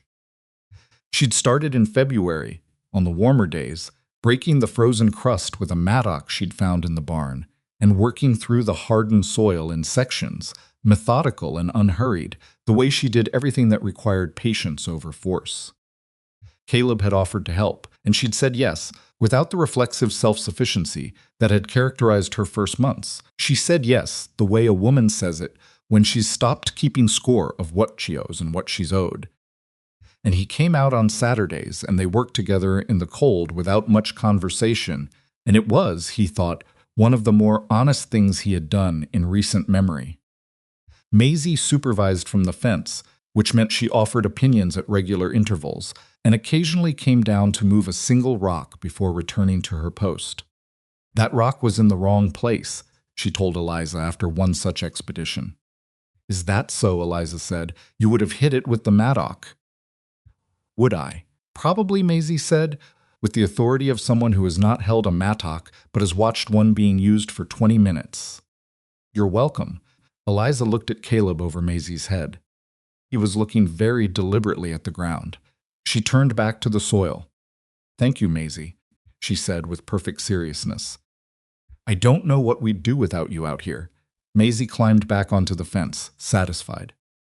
By April, people in Red Hollow had stopped treating Eliza's presence as a situation that required monitoring and had begun treating it as simply a fact of the valley, which was the closest thing to acceptance a frontier town generally offered. She was Caleb Whitlock's wife. She was Maisie's mother, Mama Eliza, as Maisie introduced her to everyone with a completeness of ownership that brooked no ambiguity. She kept the ranch house, she helped with the animals when needed, and she knew things about illness and medicine that were useful in a place 12 miles from the nearest doctor. That last part was what changed things beyond the ranch. It started with the Greer boy. Walt Greer's youngest, a 4-year-old named Peter, came down with croup in early April, the barking, airway tightening kind that sends parents into a panic because it sounds like the child is being throttled from inside. Walt came to Broken Spur at 7 in the evening because his wife had told him to go get the doctor, and the doctor was in Millfield for a birth, and the nearest available person with any medical knowledge was 12 miles. In the other direction, and the child was struggling. Eliza was in the kitchen. She heard the horse and came to the door before Caleb could get to it, and she read Walt Greer's face in about 2 seconds and said, "How old and how long?" 4 years, Walt said. Since this afternoon. He's got the bark to him, you know the bark. I know it, she said. Come inside. I need 5 minutes. She assembled what she needed with the efficiency of someone who has already thought through the problem before it arrived. Steam, not heat, positioning, timing. She told Caleb what she was doing and why as she worked. Not because she needed his help, but because she understood that a man who watches his wife pack a bag and ride out at night into a valley with no explanation is going to worry in a way that doesn't serve anyone. Croup responds to steam and cool night air, alternated, she said, wrapping the medicine kit in cloth and setting it in the saddlebag. Most people make it worse by bundling the child too hot. You want the airways to relax, not to fight the heat. She looked at him. I'll be back before morning. I'll come with you, he said. You'll stay with Maisie, she said. He opened his mouth. Caleb. She looked at him with the particular evenness she used when she had already decided, and was giving him the courtesy of explanation rather than instruction. I know what I'm doing. Walt's horse is here. I won't be alone on the road. And if you come, Maisie wakes up to an empty house, and we've frightened her for nothing. He stood in the kitchen and watched her finish, pairing with his jaw, set in a way that meant he was right about what she'd said and didn't enjoy it. Come back before morning, he said. That's what I said, she said. She was back by 4. Peter Greer was breathing normally by midnight. She'd done the steam in the kitchen, held him at the right angle, taken him to the night air at intervals, and by 2 in the morning the child had stopped barking and was sleeping against his mother's shoulder. She'd left instructions for the following day, told Martha Greer what to watch for, and ridden back to Broken Spur in the dark on a horse that knew the road well enough not to require much guidance. Caleb was awake when she came in. He was at the kitchen table with cold coffee and the account book open to a page he hadn't read. She came in, hung up her coat, and sat down across from him. "He's all right," she said.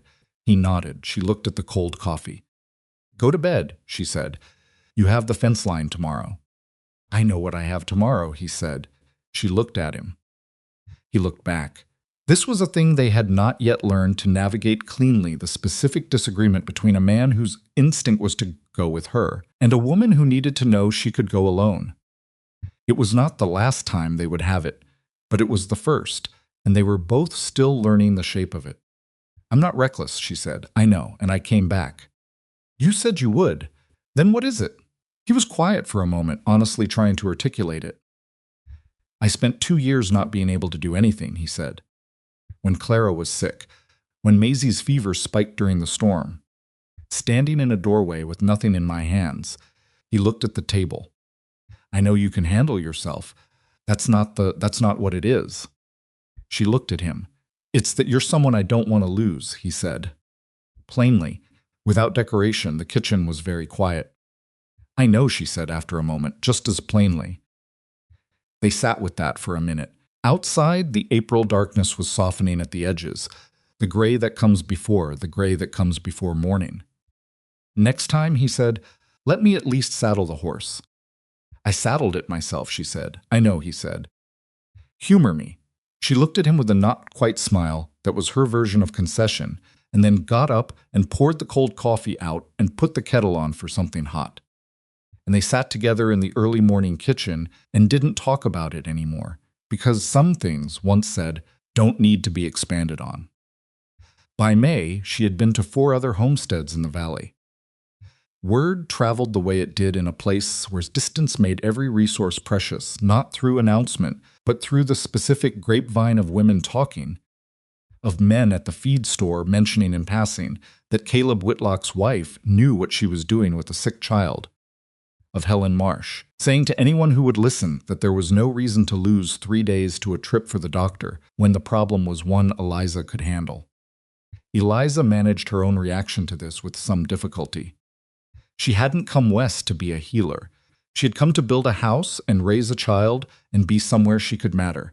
And the mattering had arrived in the form she'd planned in the garden and the kitchen and Maisie's braided hair.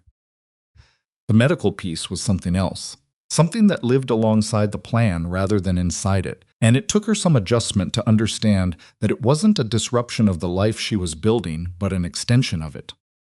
There was also the part that cost her. Every sick child she sat beside asked something of her that was not purely clinical. Every small face in lamplight, every small hand that grabbed hers, every time she held a child through the worst of a fever, it asked her, every time, to go back to the room where Samuel had been, to stand there again at the edge of what she could and could not do, and to come forward from it anyway. She didn't talk about this with Caleb, not directly. But he knew the way he had learned to know her not through what she said, but through the particular quality of her stillness when she came home from those nights.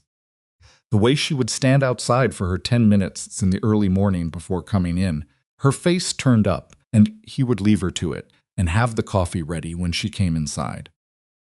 It was Maisie who asked about it directly, because Maisie had never learned to not ask about things directly. They were in the garden a Saturday afternoon in May, planting the first seeds in the cleared soil. Eliza was showing her how deep, how far apart, what went where. And Maisie was digging with focused intensity in the way she did things she found genuinely interesting. "Do you like going to help the sick people?" Maisie asked, without looking up from her digging. Eliza considered. "Some parts of it," she said. "Which parts?" "The part where they get better," she said. "That part I like very much." Maisie dug for a moment. "What about the parts you don't like?" Eliza was quiet for a moment, pressing a seed into the earth. "There was a baby," she said, "before I came here. My baby. He got sick and I couldn't." She stopped. "I did everything I knew and it wasn't enough. And sometimes, sitting with someone else's sick child, I feel that." She paused. "I feel it and then I do the work anyway." Maisie had stopped digging. She was looking at Eliza with the serious attention she gave things she was trying to fully understand. "Does it help?" she said. "Doing the work anyway?" Eliza looked at her. "Yes," she said, "not the way anything fixes it." But yes. Maisie looked at the garden bed. She reached over without ceremony and put her dirty hand over Eliza's hand and kept it there for a moment, and then took it back and resumed digging. "I think he would have liked it here," Maisie said. "Your baby. It's a good place." Eliza looked at the garden for a long moment, at the turned dark earth and the small careful rows in the Wyoming sky going pale blue above the mountains at the edge of the valley, and she said, "Yes. I think he would have." Summer came in properly and Broken Spur Ranch showed it. The garden produced more than Eliza had planned for more than she'd had time to plan for, given everything, and she was canning by July in a kitchen that was hot and fragrant, and so full of the particular organized chaos of preservation that Caleb took one look at the situation on a Wednesday afternoon and simply took Maisie to check the fence line and gave them the afternoon. Maisie, who had been conscripted as assistant in the canning operation, was both relieved and slightly offended to be excused. The ranch itself was doing better. Not dramatically better, one good season doesn't repair two difficult ones, but the accumulated small improvements of a year, with Eliza in it, were showing in the account book and in the condition of the animals and in the way. The house looked to anyone who had seen it before. Denton, who had worked Broken Spur through its hardest years, told Caleb in June, with the verbal economy he applied to all emotional observations, that things were looking up. Caleb had taken this as the highest possible endorsement. There was also the matter of the ranch hand situation. Denton was 62 and had been showing it in his back since the previous winter, and Caleb had known for some time that the work as it existed was going to require more hands, and that Denton's pride was going to make that conversation difficult. He'd been putting it off the way men put off conversations that are necessary but uncomfortable, until Eliza, who had watched Denton favor his left side through the morning chores for 6 weeks, said over supper one evening, "You need to talk to him about the load." "I know," Caleb said. "He's going to fight you on it." "I know that too. He's going to say he's fine. He'll say he's better than fine. He'll say he's never been better. He'll point to something he lifted that morning." Eliza looked at him. "So you've thought about this?" "For weeks," he said. "And you haven't talked to him because?" "Because he has his dignity, and he's been on this ranch longer than my marriage to Clara," Caleb said. "Because telling a man who's given you 6 years that he needs to ease up is not a simple conversation, and getting it wrong means losing someone I can't replace." Eliza was quiet for a moment. "What if I talked to him?" she said. He looked at her. "He listens to me," she said. "He pretended he didn't at first, but he does." A slight pause. "And it's easier to hear something from someone who's coming at it from a different angle. Less like criticism." Caleb thought about this. "What would you say?" "That his back is going to put him down for a month if he keeps pushing it, and that we'd like to bring on a second hand, and that we're going to need someone experienced enough to help train whoever we hire. Because you don't trust new men with the cattle without Denton showing them the right way." She looked at him. "Which is true. That is true," he said. "So I'm not managing him," she said.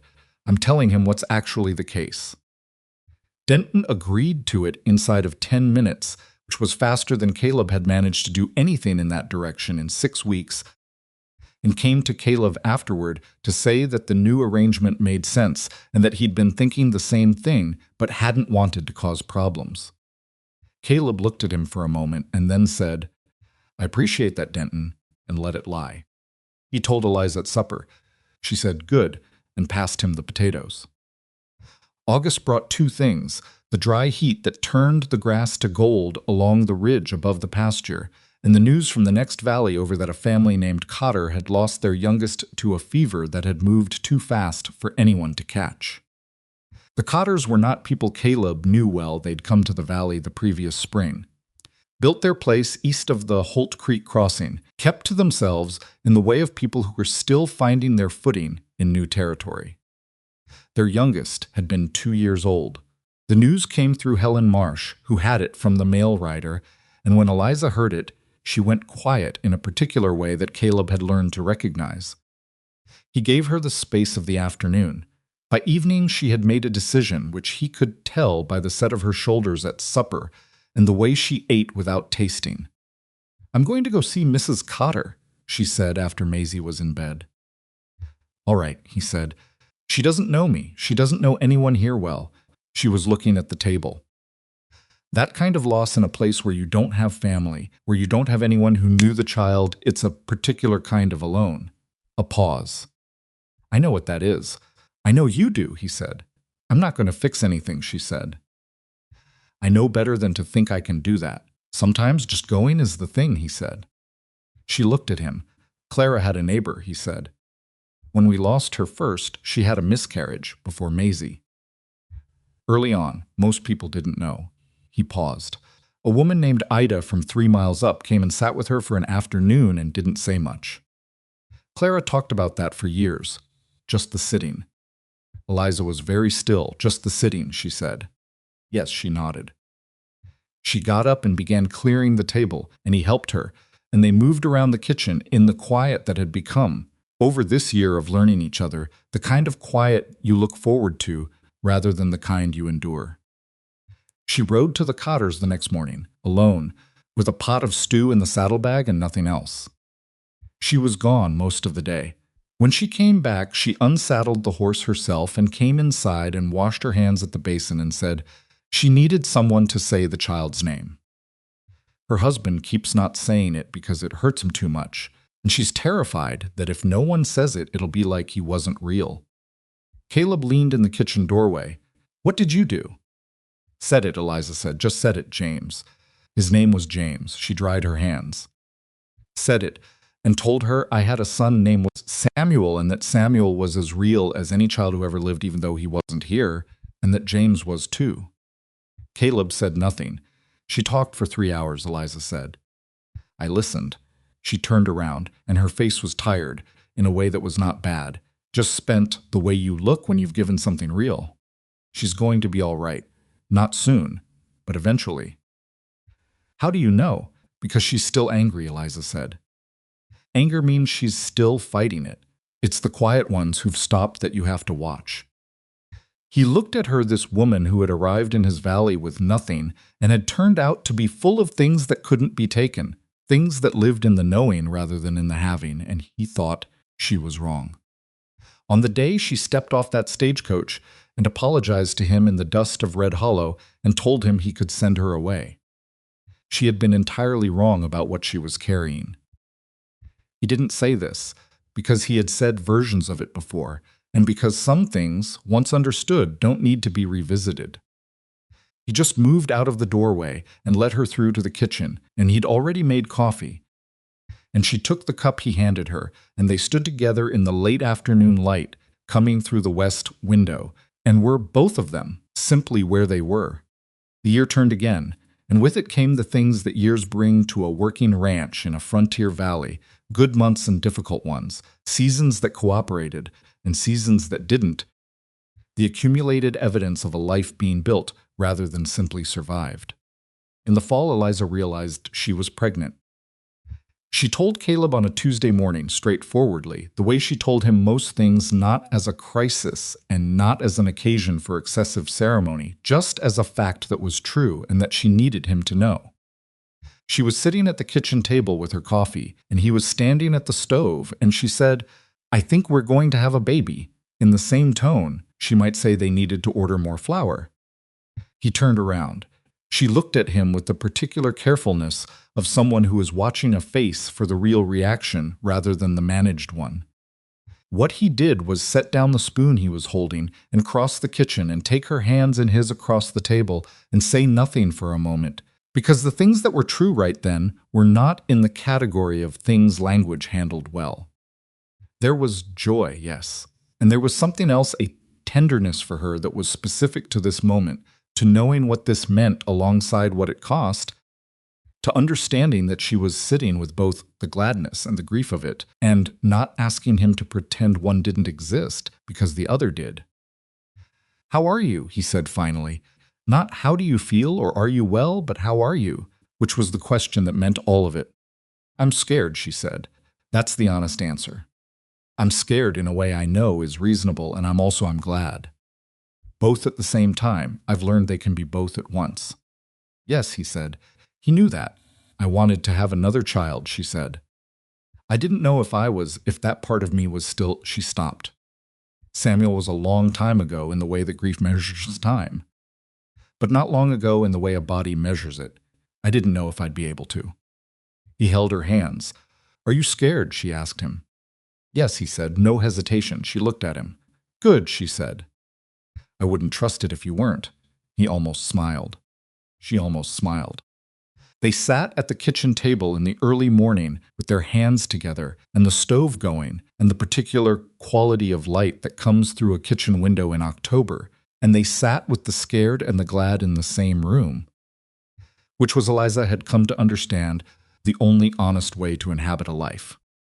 Maisie took the news with the equanimity of a child who has already reorganized her world once and found the process manageable. A baby, she said. Yes, Eliza said. Maisie thought about this. Where will it sleep? We'll work that out, Caleb said. It can't be in my room, Maisie said. Babies are loud at night. Abigail Greer's mother had a baby, and Abigail said she didn't sleep for a month.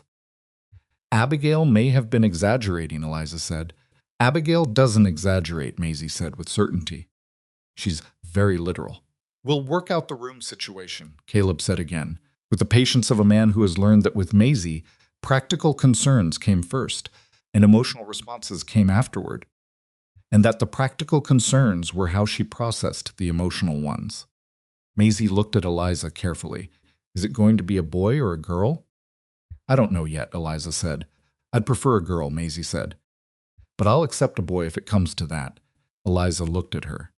That's very gracious of you. I know, Maisie said, without irony, and went to find her schoolbook. Caleb watched his daughter go and turned back to Eliza, who was looking at the doorway. Maisie had walked through with an expression on her face that was full and complicated and entirely unguarded. And he thought about the day in the stage coach depot when this woman had given him permission to send her away. He thought about her standing in the kitchen door that first evening, looking at the cold stove. He thought about the shadow behind glass and what it had taken to live alongside it and refuse to be consumed by it, and he thought about everything she had carried from Ohio to Wyoming in a torn dress with nothing in her hands. She hadn't been wrong that she'd arrived with nothing. She'd been wrong about what nothing meant. The baby came in June, which was a better month for it than February had been for the wedding warm enough for the windows to be open. Long days with light until 9 in the evening. The garden already coming up strong in the cleared plot behind the house. Helen Marsh came to assist because Helen had turned out over the course of the year to be exactly the sort of person who showed up when things mattered, opinions and all.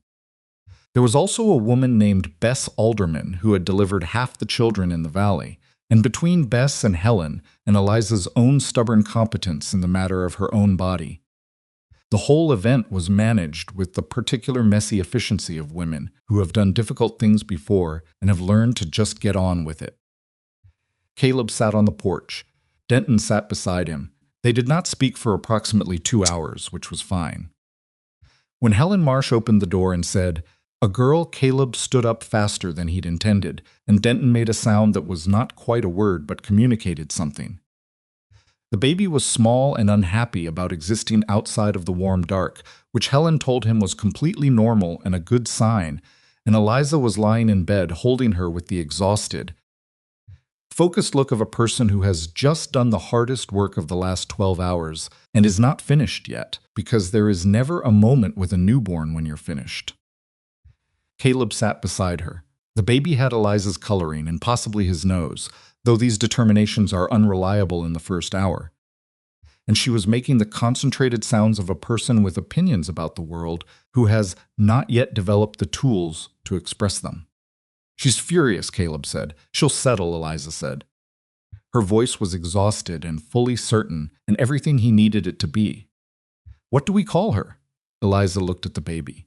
She had thought about this. He could tell she had thought about it in the careful, private way She thought about things that mattered too much to think about out loud until she was ready. Clara, she said. He went very still. Eliza looked at him. If you want, she said. If it's too much, he said. It's not too much. He looked at the baby. His throat was doing something he was working around. It's not too much at all. She should be remembered in this house, Eliza said quietly. In a living way, not only in a photograph, and your daughter's mother was part of building everything that's here. She paused. This felt like the right way. He looked at his wife holding their daughter in the June light coming through the window, and he thought about everything that a life could hold when you didn't demand that it hold only one thing, when you made room for the whole of what was real rather than the edited version that hurt less. Clara, he said, and then we'll call her Clara Jane, if that's all right. Jane was my mother's name. Clara Jane, Eliza said. Yes, that's right.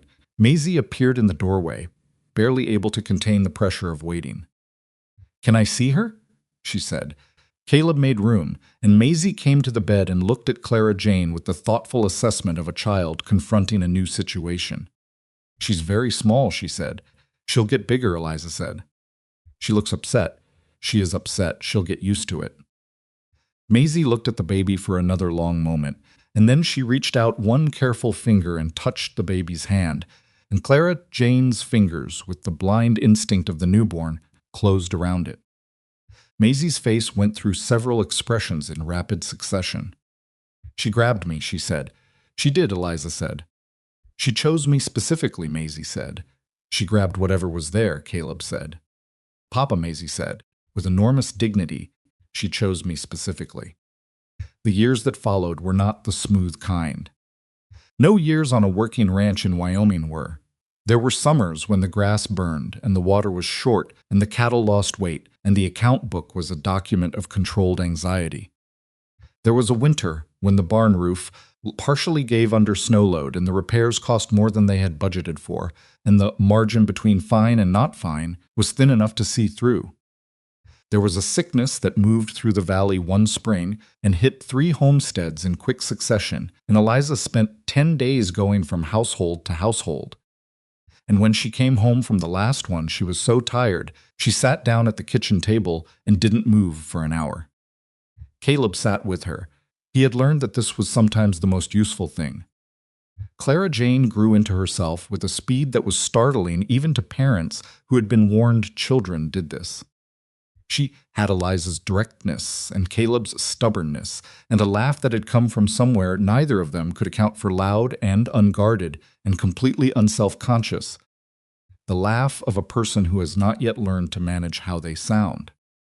Maisie, who had maintained from the first day that Clara had chosen her specifically, proved herself right in a way that neither of them had predicted. The two girls were constants to each other. Close in the specific way of siblings, who are different enough to find each other interesting, and Maisie's patience with the small ones that followed, because there were more in the years after, 2 more. Another girl, and then a boy was a thing that Eliza watched with a quiet pride she expressed, mostly by not expressing it. Maisie was good with people. She had been from the beginning. It was in how she had walked up to a stranger in a torn dress at a stagecoach depot and taken her hand, and it remained in her as she grew a steadiness, a capacity for going toward rather than away from the things that scared her. She was Caleb's daughter in the bones and Clara's in some quality of the eyes, and she was also in the particular competence she brought to caring for the people around her, something that was Eliza's. When Maisie was 15, she told Eliza she wanted to learn everything Eliza knew about medicine. They were in the kitchen after the younger children were in bed, one of the evenings that had naturally become their time, the way the early morning kitchen had been Caleb and Eliza's time in the beginning. Why? Eliza said. She wasn't discouraging it. She was asking because she wanted to know. Because you go out at night to people who need you, Maisie said, and you always come back, and the people are always better than they were. That seems like a good thing to spend your life doing. Eliza looked at her stepdaughter, this girl who had taken her hand in the dust of Red Hollow when she was 7 years old and not let go. It costs something, Eliza said. Every time. I want you to know that. I know that, Maisie said. I've watched you pay it. Eliza was quiet for a moment. Then yes, she said. I'll teach you, she did. Red Hollow grew in the years that followed, not into a city, not even into a proper town by Eastern standards, but into the kind of place that had enough people in it that their histories began to layer. That children who were born there knew no other home and couldn't imagine one. The Whitlock name was in it, woven through the way all long-standing families are woven through a place in the land they worked and the relationships they'd built and the specific contributions that only they had made. Eliza's contribution was particular. She had never trained as a doctor. She had no certificate, no formal education in medicine beyond what a farm girl learns from necessity and what grief teaches when you pay close enough attention. But the valley knew her, and what the valley knew was this: when something was wrong, when a child had a fever that wouldn't break, when a birth was going complicated, when an injury was beyond what a family could manage alone, you rode to Broken Spur and Eliza Whitlock came. She didn't always succeed. She was clear-eyed about that. There were cases she couldn't turn, and she carried each one. And she did not make the mistake of pretending that the ones she couldn't save were less real than the ones she could. But she came every time. She came in the dark and in the cold and in the mud and in the flat exhaustion of a woman who has her own household and her own children and her own life, and also, somehow, this. Caleb stopped trying to talk her out of the harder ones. He had understood, somewhere in the years after the storm, that her going was not separate from the woman he had married, but was the center of her, was what she had made from everything she had lost. And that asking her to do it less was asking her to be less, and he was not that kind of man.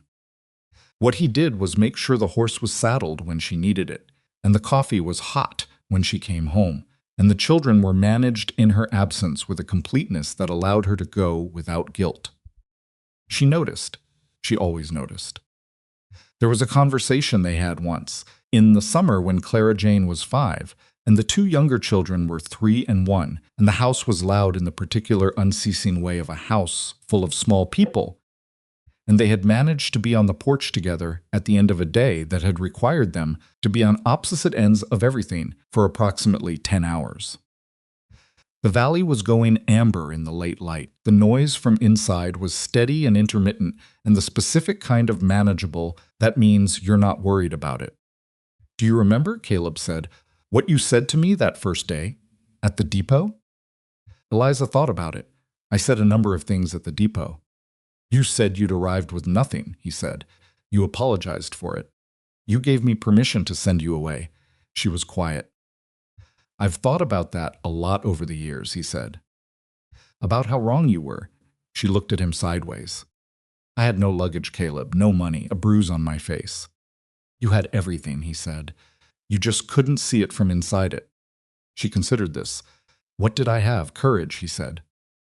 "Enough to get on a stagecoach headed west to a man you'd never met, knowing what you'd already been through." "That's not nothing." He paused. "And the knowing. Everything you'd learned from losing Samuel and Thomas. The medicine, the watching, the understanding of what a sick person needs. You carried that all the way here." Another pause. "And the thing you did with Maisie. At the depot, you didn't perform warmth for her. You just let her in, without planning it. That's not nothing either." Eliza looked at the valley. "I thought I was empty," she said. "I was so certain I was empty." "I know," he said. "It took a long time to stop believing that. I know that too." She was quiet for a moment. The light was going low and warm over the ridge, doing what it always did at this hour. "She came back to me, you know," she said. "That feeling. The one I thought was gone. The one I had with Samuel before—" She stopped. "I thought grief had taken it out of me. I thought the capacity was just used up." She looked at her hands. "But it came back. With Maisie, and then with Clara Jane. And the others," she paused. "It came back, and it was the same feeling. Not a replacement, the same one." She looked at him. "I don't understand how that works." "I don't either," he said. "Does it matter that we don't understand it?" He thought about that seriously, because she was asking seriously. "No," he said. "I don't think it does." She leaned back in her chair, and the valley did its evening thing, going gold, and then going amber, and then going the blue-gray. That meant it was time to go inside, and neither of them moved quite yet. Maisie says she's going to stay in this valley, Eliza said. She told me, Caleb said. She doesn't have to. I want her to know she doesn't have to. She knows, he said. She's staying because she wants to. Not because she thinks she owes something. He paused. She's more like you than you realize. Eliza looked at him. She's like Clara, she said. In the eyes, he said. And like you in everything else that matters. Eliza was quiet for a moment. Then she said simply, I love her, I know, he said. All of them, she said. I love all of them. I didn't know if I would.